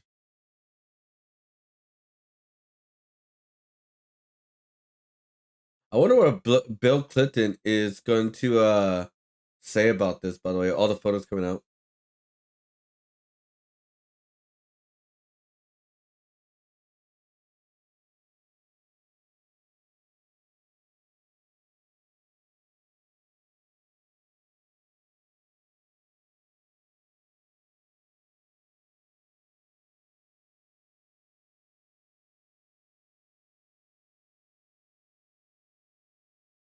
Let's see.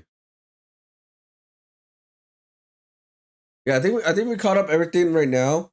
But yeah, it's been crazy. I think we already talked about the Ice Spice stuff. Did we watch any of the trailers that came out in recent time? Let's see. Oh yeah, WWE is making a collab with Stranger Things, which I cannot wait to see that. By the way, guys, I was thinking about watching this for movie night on the weekend after like the weekend of Christmas. Is The Grinch That Stole Bitches.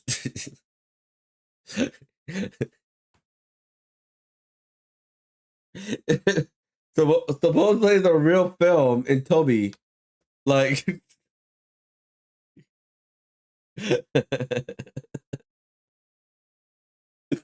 oh, I was like, ain't no way, dude. Ain't no way, bro.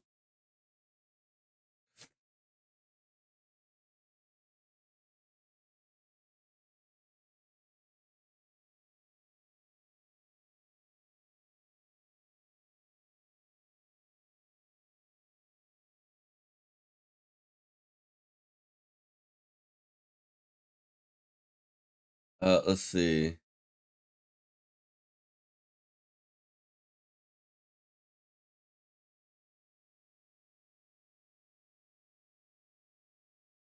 Uh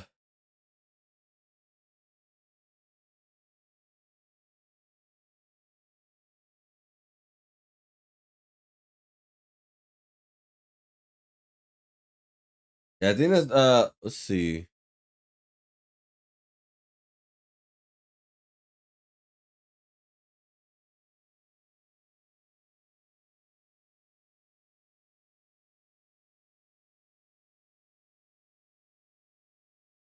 I think. Oh man, I really got guys. Like if I'm blessed enough to go to Japan, guys, the number one thing that I want out of everything, guys, out of everything, I want to go to the Capcom office. I don't know how long it's gonna be there. It will be held for 2 months. No. Oh, son of a bitch. It'll be held for 2 months from today until February 22nd next year. Thank you for your kind attention. Oh no. Oh, son of a bitch, dude. I would have loved to go to this museum Capcom artwork. I thought it's gonna last all year to 2026. Oh, that sucks so bad, bro. Oh, that makes me really, really sad, dude.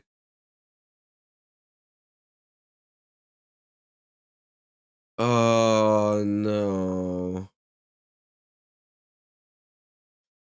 Oh, that sucks so bad, bro.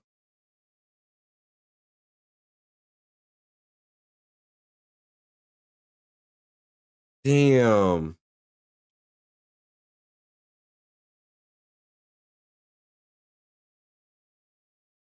Do they have like a Capcom museum soon or no? Hopefully they make one. But damn, that sucks. Well, that fucking sucks, donkey dick. Like, and I feel sad now. How you guys feel? Oh man.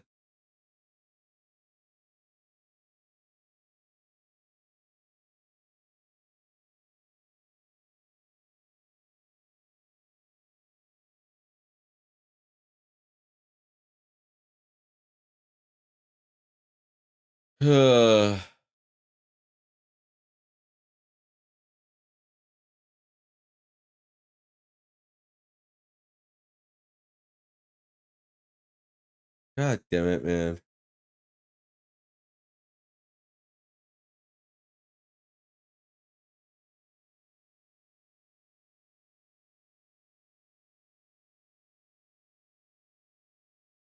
She looks familiar.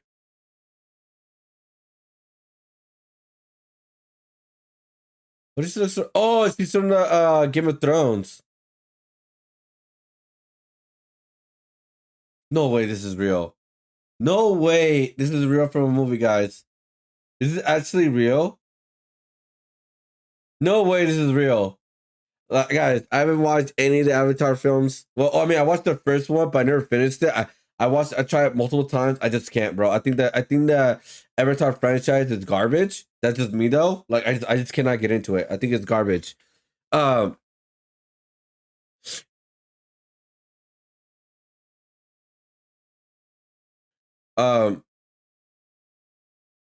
dude, what the hell's going on with Avatar lately? Like, what's going on, bro?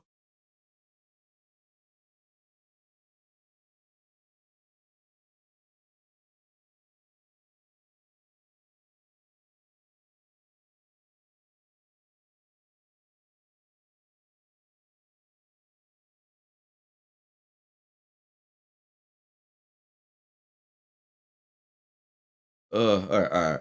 I'm done. I always get excited with Twitter, guys. I always get excited with Twitter. But I'll reply to this guy soon. But yeah, let's see.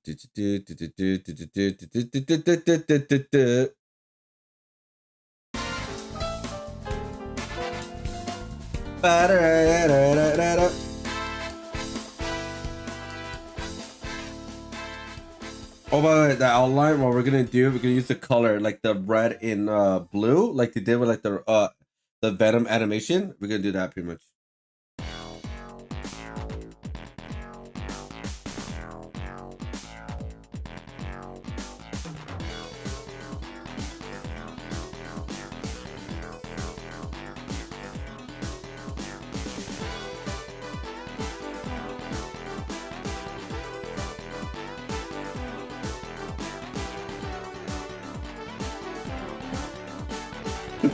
Oh God, sorry.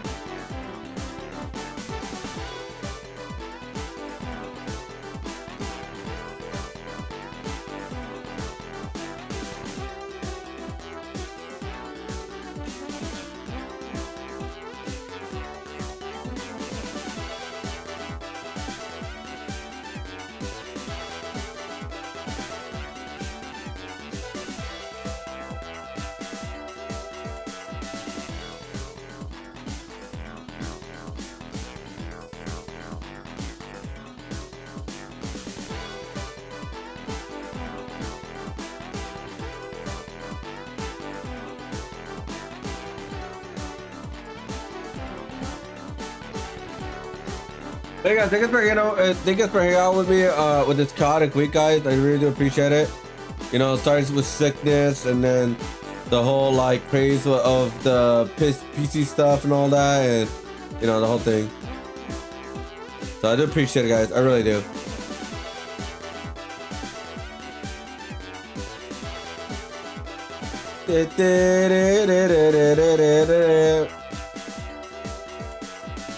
Bum, bum, bum, bum, bum, bum, bum, bum, bum.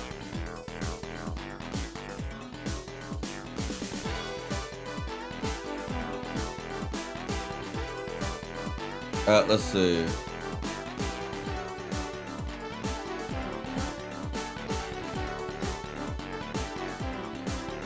Oh, yeah, I did see the tile stuff, by the way. The streamer tile. If you guys don't know what happened, pretty much this girl alleged certain things SA on the streamer Tyleo. But as of right now, it's been proven false because she kind of showcased like some evidence of the video and all that. And but like I checked her Twitter, she still doubled down on it. I'm like, bro, I don't even know what's gonna happen, dude. Kind of crazy. Like I was like, I knew there's something big was gonna happen before the end of the year, and I just exited my music. Son of a bitch. Like I still feel like there's gonna be one more like drama with the streamers. It's gonna happen one more. Like one more is coming before the end of the year, or at least the first week of the new year. By the way, guys, what are you guys gonna do for the new year? What is your goal to do in 2026? I'm actually gonna make a video, guys, very soon of my goal for 2026 next week. So you guys can see that one, because like 2026 is actually gonna be a big year for me. At least I hope so, because 2026 is the last year I try being an artist, a content creator, and all that kind of stuff all at once. If I could make a certain amount of income, there's a certain amount of number that I want to make as an artist. If I don't reach that goal, I will officially quit. Because you know I got after losing 2 years of like not doing any progression because of the car accident. Yesterday was like a year to prep everything, do some artist alley shows, figure out what I want to do, and then obviously get better, make it up. But like this, like the 2026 the year, I'll be doing more art shows and stuff.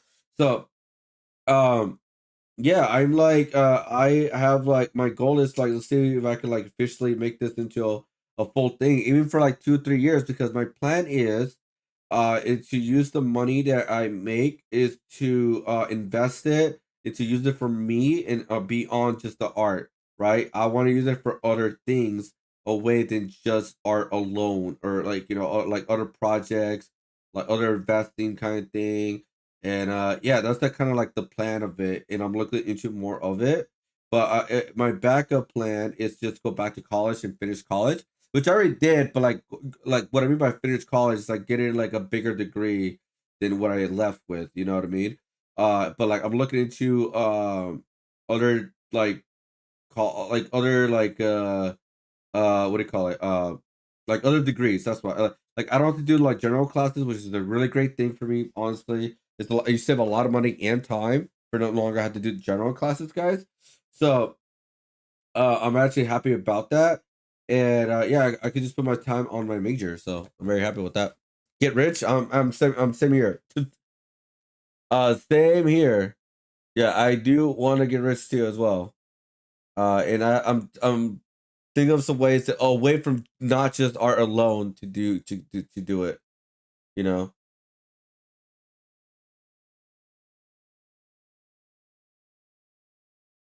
Like that is my goal, like for sure. 100% it's like to do way more.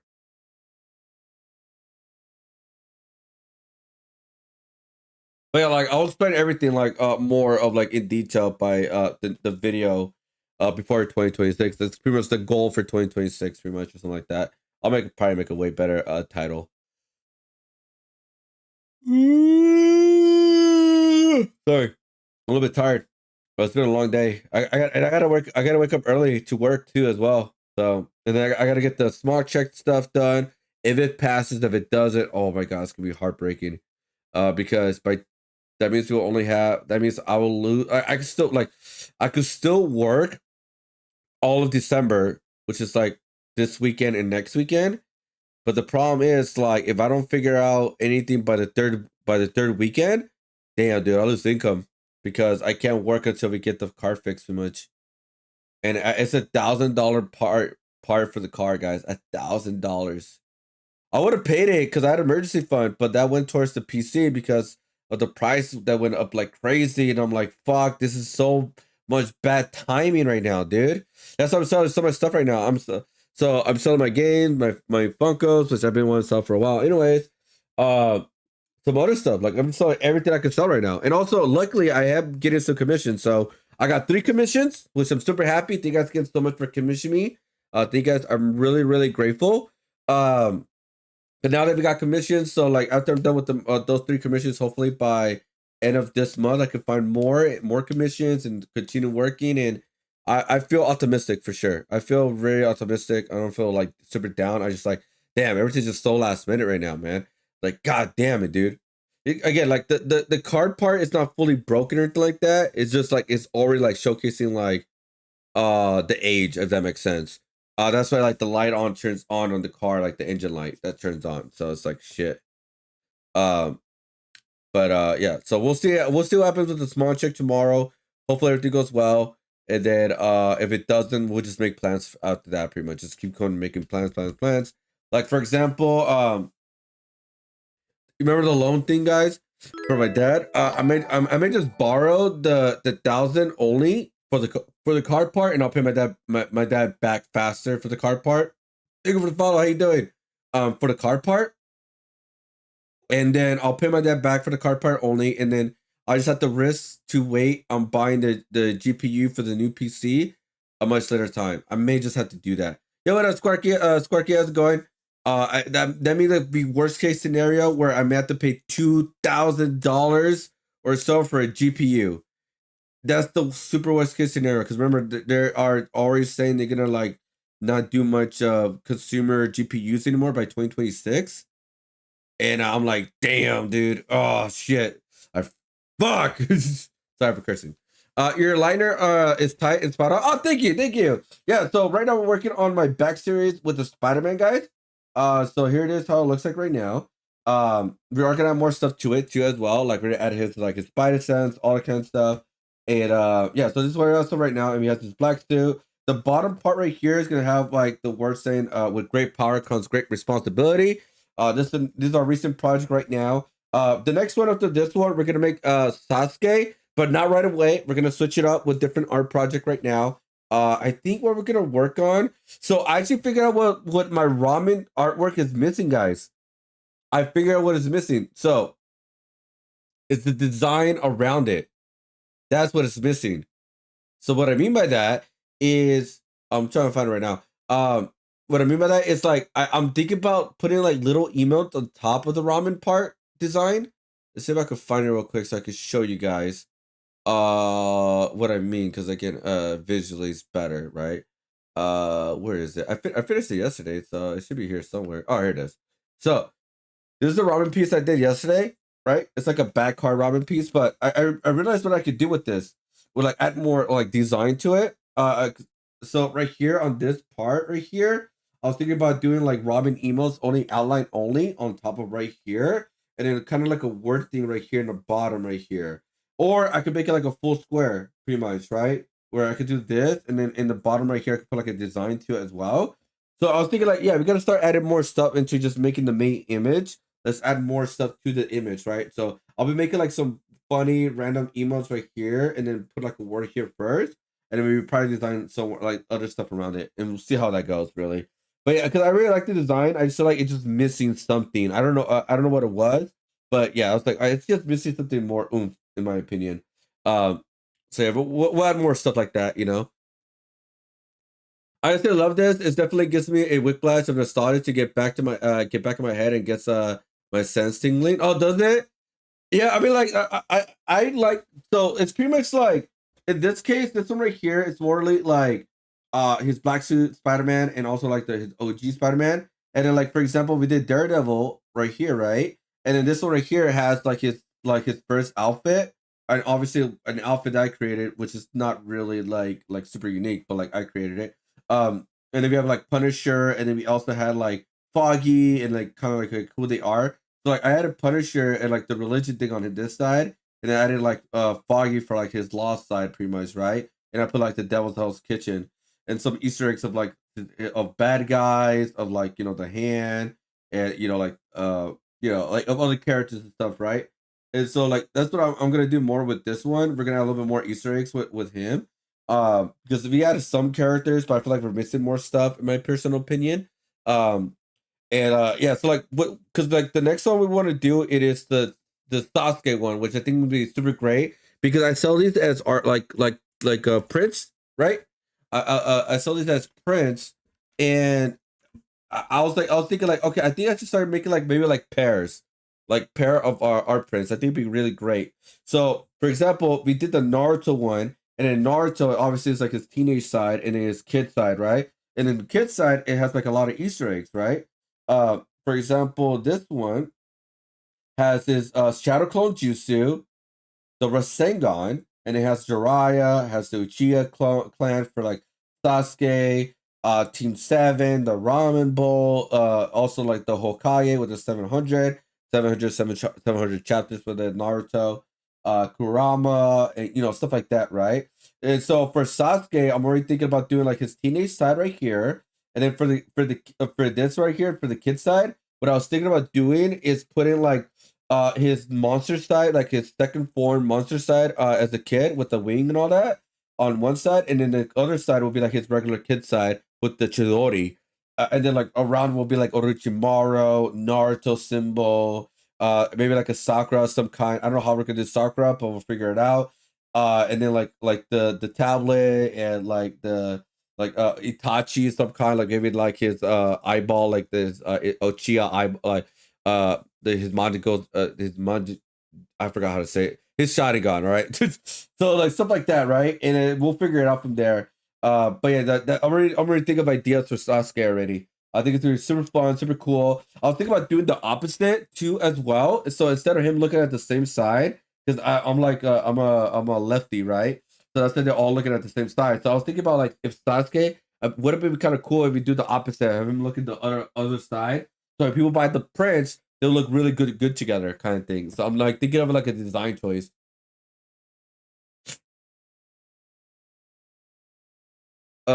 Let's see. I love that you have Daredevil at the top and does the crown and equal the Kingpin. Yes. You're actually one of the few that actually noticed that.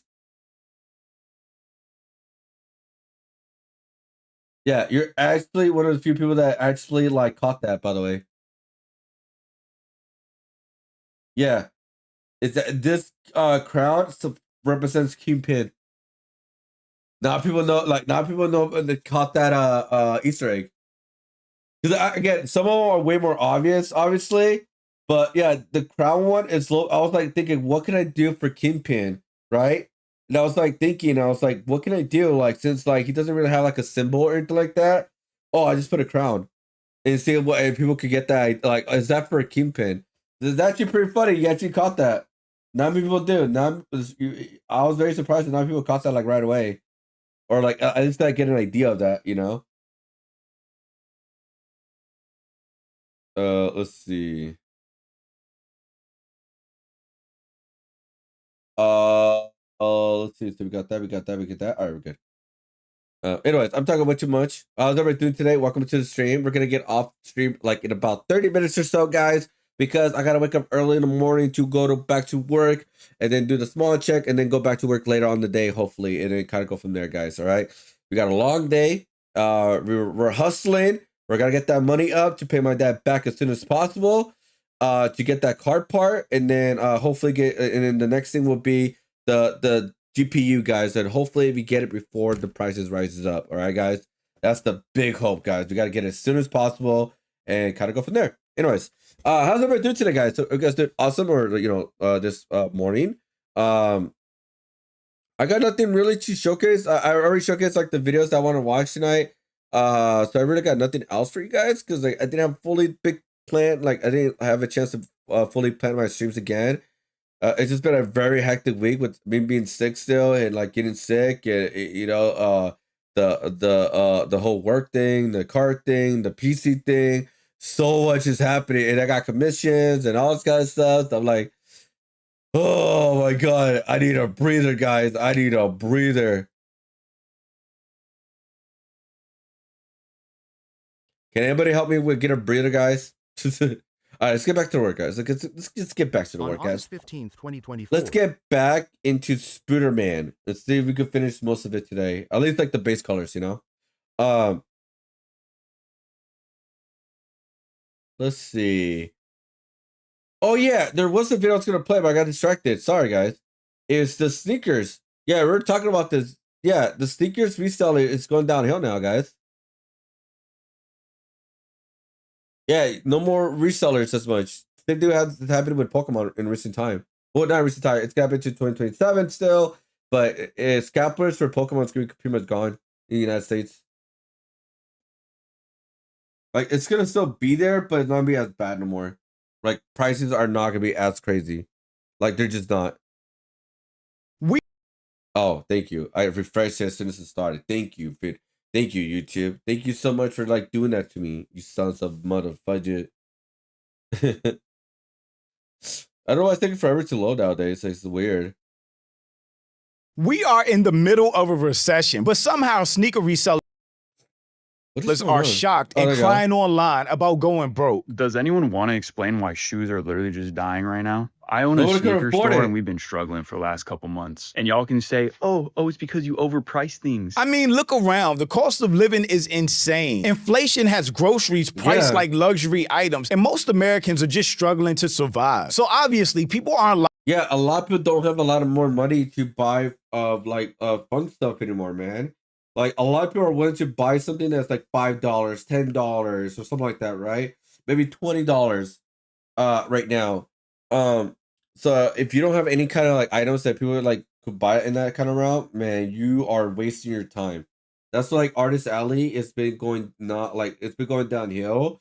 But the reason why it has not been like fully been gone, guys, because artists been offering like items that are like super cheap and super good quality still, and a good enough thing, and that's another reason why I kind of want to go into doing more practical items, because at least like with the items I sell, people could use, like notebooks, notepads, or something like that, like pens or something. I don't know. I'm already like working on some like notepads, at least like notepads like people can write notes and all that, because people still write notes, believe it or not, on a lot of things like passwords or just ideas or diaries or whatever. And up to pay artificially inflated prices for sneakers that resellers buy up, hoard, and then mark up. Exactly, I remember this video. So bad, bro.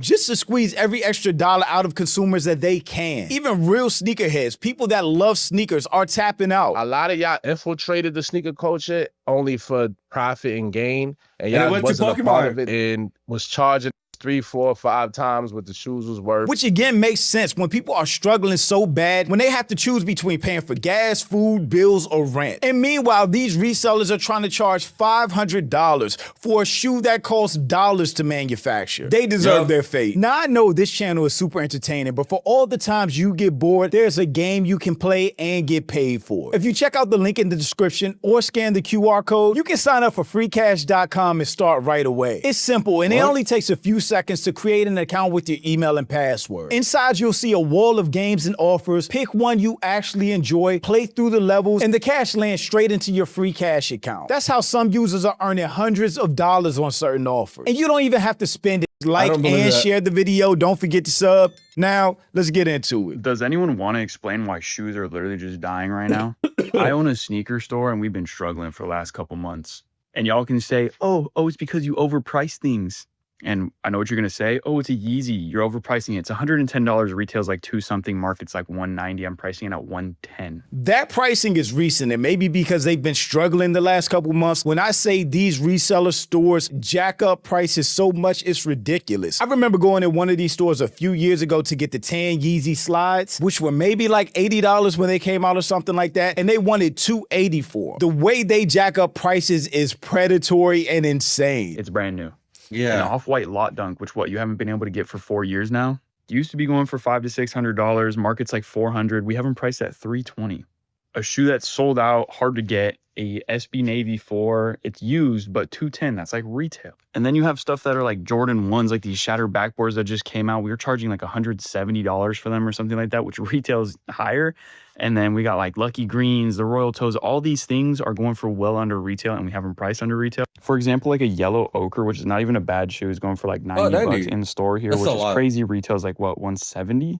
It's definitely an interesting time in the sneaker world right now, and you'd think that people would be coming to sell us their shoes too because the market's down. They just want to get rid of some stuff, but that's not even the case. We haven't had a lot of people coming to sell to us. I mean, last week we did buy a lot of shoes, but this week we're a little slow. I really don't know why anybody sells their shoes to these places either, because they really don't get fair value. So if you guys are looking to sell us your shoes or come and buy some shoes because you're looking to buy the dip, then please stop by. The other thing that he's not mentioning is there are so many sneaker reseller stores now. You can go to any mall and there's going to be like 2 or 3 of these stores, where before it just used to be doing stuff online, StockX or whatever. But if you have all of these stores competing against each other, they're going to lose their money just off that. And some of the responses were on point. People realize all of these have no value. All are made in some factory in China for 25 cents. Exactly. So people stop buying overpriced shoes from greedy resellers. In other news, the sun is shining today. But I really think the point is so many people are struggling. People don't have money to waste or throw away on super inflated, overpriced sneakers. We are in a very bad recession. We have been for like 2 to 3 years, and it's getting worse. The stock market doesn't reflect American buying power. Our gov and their paid media shields are lying to anyone that will listen. It's pathetic. Core inflation is off the charts. And that's super accurate, and that can be reflected by this administration no longer sharing the job report. That's why I'm like kind of like that's why my plan is for hopefully I can last for 2-3 years. That's big hope, by the way. I know I could do 2026 fine. I know that's for sure. But the plan is, if I can make certain good amount of income by 2026, and then by 2027, I start like reusing that money for investments or like figure the next step. And then 2028 is the next step after that, and the next step after that.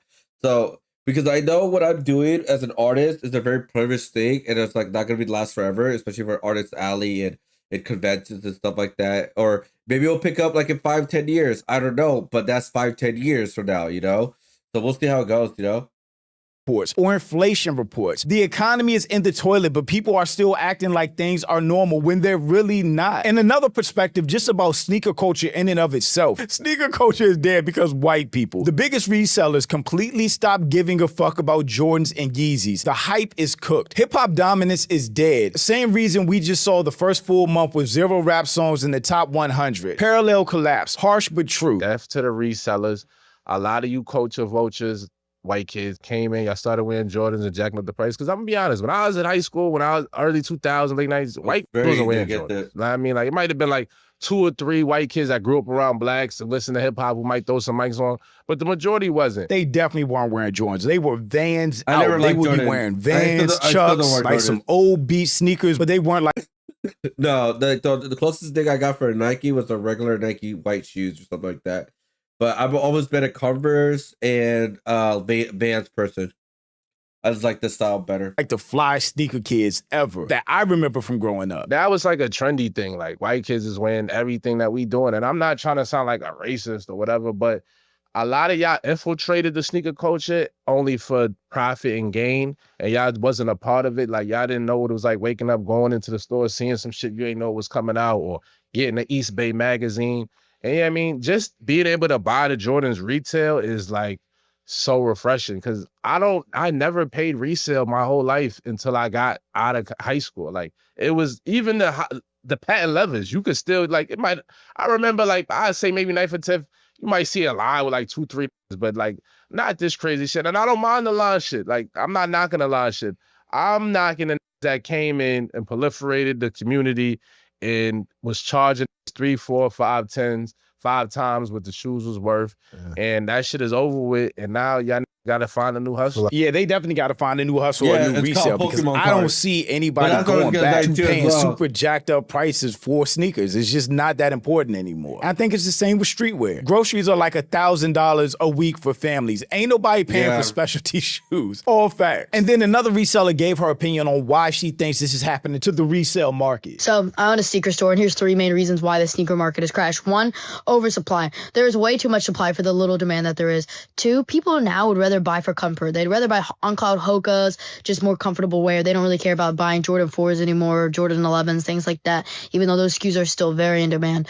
Number 3, and I think this ties into it, and I haven't heard many people talk about it, but I really think that like the love that people have for sneakers is just gone now. Like sneakers used to be a talking point. Like when you meet somebody with like, let's say an off-white shoe, oh my God, such a cool shoe. And you could strike up conversation and become friends with someone because, they had. Oh, you know what we're going to do for the first year of next month out? It's a common idea. I'm gonna customize my shoes that I got a while back of my Vans. We're finally gonna customize them, guys. We're gonna customize them. I'm super excited for that. I don't spend any money on product like paints or anything like that. We're just gonna use my acrylics, the ones I have still left. We're gonna use all the paints I have still left, and we're gonna create something really cool with them. And you know what we're gonna showcase? We're gonna showcase how those shoes will be better than any of the sticker shoes out there. Some sneakers that you really like, and you guys are into the same thing. You guys are like sneaker hobbyists. And now I really don't see that at all anymore. I think there's definitely some truth to that. There were huge sneakerhead forums back in the day. I don't even know if they or those communities exist anymore. I know for me, I'm not pressed to buy any of these shoes that come out anymore. I used to be a sneakerhead in high school. I'm selective, but I'll still buy any J's or like foam posits that I really like when I was growing up that I either had or I wished I had and I missed out on. But even if I miss them, it's no big deal to me. And I'm sure a lot of people that can't afford shoes feel that way. But another interesting tweet, people can't love what they can't have. It's a generation of people grown now who grew up not getting shoes because of people like this. It is a whole generation of people that grew up with sneaker resellers that would go in stores and buy every single sneaker before any. But you know what? The craziest thing, it backfired on them because they made a culture of like, I don't need to get all these shoes. I could just buy one and I'll be fine for a while. I could actually wear my shoes instead of just having them on the wall. I could actually wear my shoes. That's how I feel. Anybody else even has a chance to get them. I mean, when you see this in action, it's atrocious. Running through the store to grab every single pair. So nobody even gets a chance.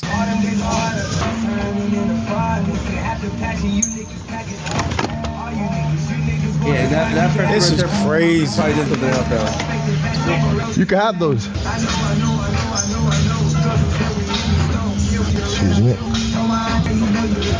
This type of stuff really destroyed the culture around sneakers. When I was young, it used to be cool to get up in the morning, get in line, buy some J's to drop, and then wear them to school. People would be on your line like crazy. Or like me, I had a sister that worked at Foot Locker, so I definitely got all the shoes when they dropped. But that culture is completely dead now, especially with people being able to buy shoes online. But these sneaker resellers, this is just greed. They literally destroyed any love or community around shoes. Then put them up for resale at insane prices where people aren't even getting the shoes that they want to get. So resellers really created the problem that we're seeing today. Growing up, I used to think that Jordans were this super luxurious item that were damn near impossible to access. I thought Come it was to too, find out, it's just a couple slimy, smelly kids. That's crazy that's how people grew up. Not even knowing back in the day, you could just go to the store when Jordans dropped and buy a pair of Jordans. And then I even remember when people started buying like 2 or 3 pairs at a time, Foot Locker and other stores like that would limit them. We can only buy 2 Jordans max and 1 in each side.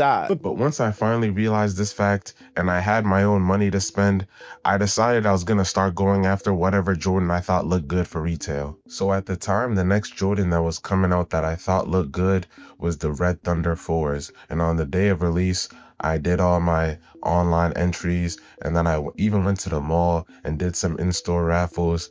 And obviously I lost everything. And as I was about to leave the last store, the worker just said like, sometimes we have extra pairs And sometimes people don't like pick up their reserves. We just sell them. The next day, immediately, first come, first serve. But you gotta be there early. I already know for a fact, like you had to be more than early. You had to be damn near there before the mall even opened to have a shot at this. And then I realized, like, that's what you actually had to do. Even when I was younger, those lines in the mall would start way before the store opened, because the malls are open. Like, old people go and walk through malls for exercise and all that. So before the stores even open the gate, there would be a line from the store going through the mall, just depending on how long the line was. You would definitely have to get in line before the store opened. This was a mall, right? And the store that was doing this was a Foot Locker. So to get there early, to get there first, like, you had to already be inside the mall somehow before it even opened. So the next day, I arrive at the mall about an hour and 30 minutes before the mall even opens. After about like 15 minutes, I find it, I enter, thinking I have to be the only one there. So I'm thinking nobody's gonna be there. Bro definitely never bought shoes before this. Of course, that wasn't the case though. There was already like 6 people there, and like most of them already had pairs of sneakers, and one of them had like 5. So I'm really like, why are you here? You already have 5 pairs, and you here waiting for an hour and a half to get an extra, what, like $40 or something? Like, bro, like, as we're getting closer to when Foot Locker is supposed to open and the line is getting longer, like 3 other resellers hopped on the line, but they just skipped, I guess because they were friends with the other smelly and slimy resellers that were over there. That wouldn't happen back in the day. You weren't jumping lines. You're going to have to fight. It definitely would be a fight trying to jump a line to get Jordans, which are probably going to be sold out. And I was only going to say something if I deadass didn't get my shoe. If I didn't get my shoe, too late by then. One of those slimy 3 people that just skipped, I was going to cause a problem. Hell no. Oh, fuck no. But eventually the Foot Locker opens and the line is moving. And when it's finally my turn and I ask them for a size 11, they say, I'm sorry, the guy before you just got the last size 11. Can you do it 10.5? So I take the 10.5, I pay for the 10.5. One of these cats who all took a size 11 that are all about to sell, one of these cats have to have it in their heart to trade with me. Come on now. So my first pick is obviously the nigga with 6 sneakers now. I think 5 of those 6 were 11s and only one of them was like a 10.5. I'm like, bro, there's no way you're this fucking evil to refuse a trade.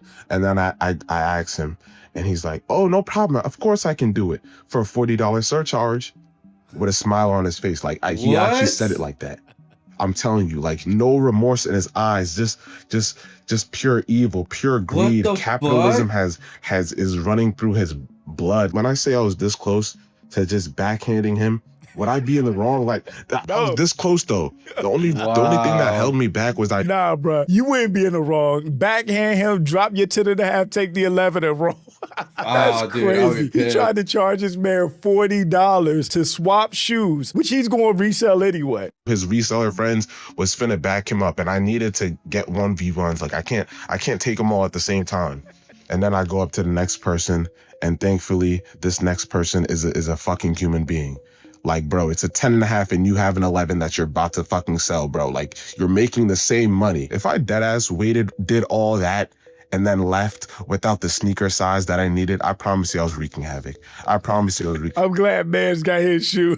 Bro went through the struggle to get his first J's. Sneakerheads are some of the lamest people on the planet. Honestly, might be worse than furries. And I'm glad they corrected that. These are not sneakerheads. These aren't people that care about sneakers or the culture. These are greedy ass resellers. That's what they're doing. So I seen this post, and it's basically a reseller saying, why are shoes sitting? Why are they not being sold out? And the answer is pretty simple, though. Like, that's the crazy thing is, we only have 2 feet, and y'all be taxing for shoes, though.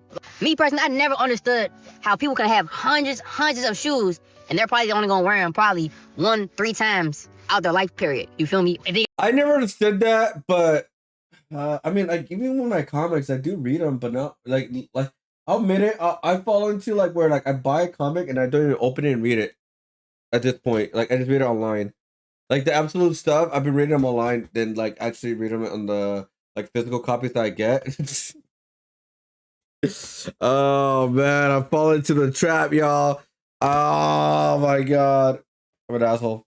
Got like hundreds of shoes, though. Me, right, I got me about 5-10 pairs, you know, stuff that I'm not trapping, stuff that I can look good in, and stuff, just personal favors, though. But 100 shoes, like, no, man. Like, once you get your 5, your 10 pairs, you can switch out through a week, and stuff like that, you pretty much good. It's like buying shoes, you feel me, racking up on shoes is just a waste of money, bro. I mean, yeah, that's real facts, but also that's what sneaker culture was built around. Just having all the shoes that you really liked, that you really vibe with, that dropped, and kind of collecting them and being the person that always had the shoes that would drop. I mean, at least when I was younger, that's what it was like. You're not a real sneakerhead if you only like hype shit. Yeah, exactly. If you aren't buying GR stuff and you aren't buying shoes for the silhouette and not the hype, then you're not a fucking sneakerhead. Right.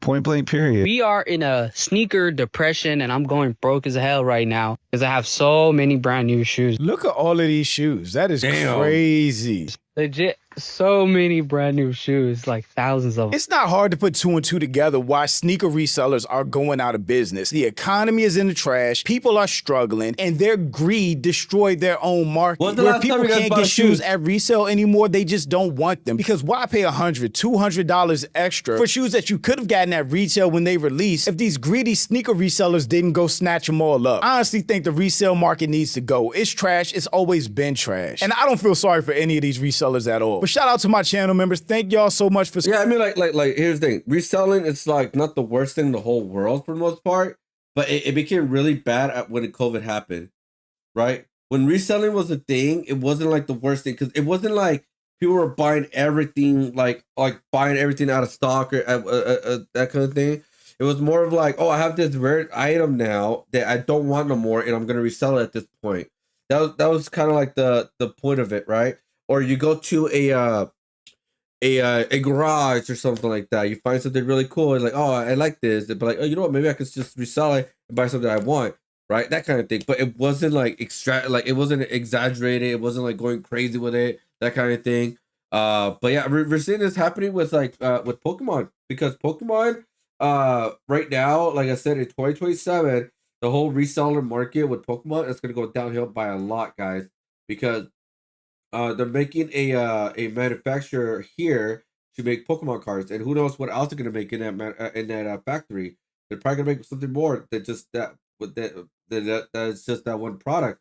So I think like scalping and all this kind of stuff with Pokemon cards are gonna go downhill. Price is gonna go downhill, which I'm super happy about that, because again, like, let the people try to get their Pokemon cards, man. If they want to get some Pokemon cards.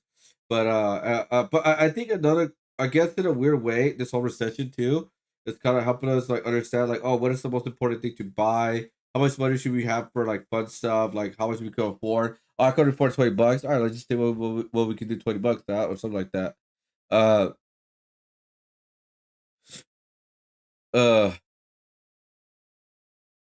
But yeah, I'm happy that the secret world or like reselling stuff is finally died, dude, after a very long time.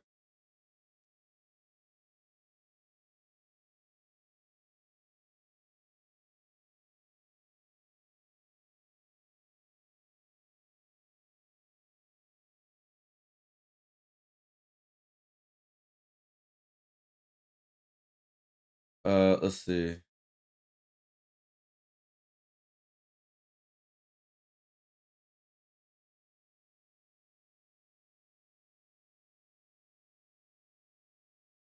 Hold up. There you go. But yeah, that's enough for videos. It's already 3:10. Let me finish this spot right here, guys. But yeah, we'll work on this again. I think around Thursday of next week. Because I got some plans for the next stream, guys, and that's gonna be the community drawing. For one, and then on the next Friday, I want to do a painting too as well. So we'll save this for Thursday. I think we'll be able to finish it. Have some really cool stuff. Some way more detail, like my other art pieces, and then go from there. All right, guys. Thank you for hanging out. I really do appreciate it. I'm so sick, but you know we gotta keep on going. I really appreciate you guys hanging out with me, and yeah, keep a lookout for another video on Saturday, hopefully. So no, not Saturday. Wait, so I uploaded one on Sunday. Sorry, I'm uploading another video on Sunday. Sorry, on Sunday. All right, thank you for hanging out. I really appreciate it. I gotta get some sleep. I gotta work early in the morning. Sorry, I didn't get too much done, but we did clean up the Spider-Man, and we got some coloring done with the Spider-Man. But I just within like 2 hours of the stream. So thank you guys for hanging out with me. I really do appreciate it. Thank you guys for the support.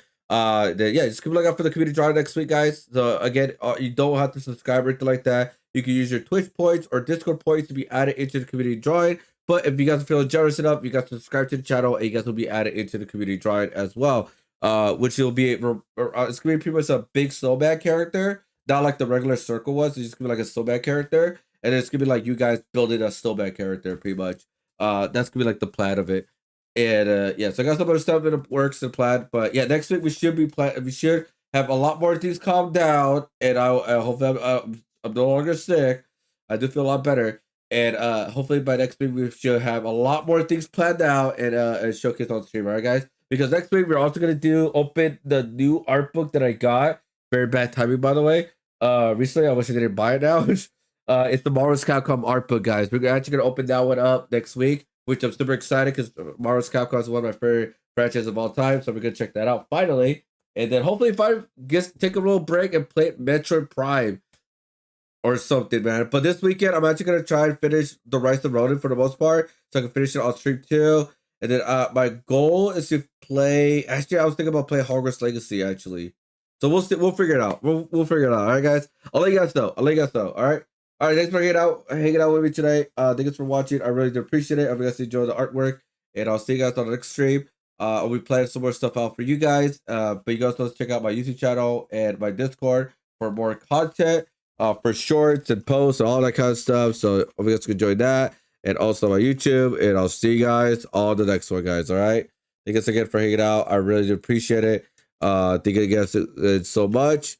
And I'll see you guys on the next one. All right, guys. Thank you again for hanging out. I really appreciate it. Bye, everybody. Have a good night. And thanks again. Bye. Have a good night, guys.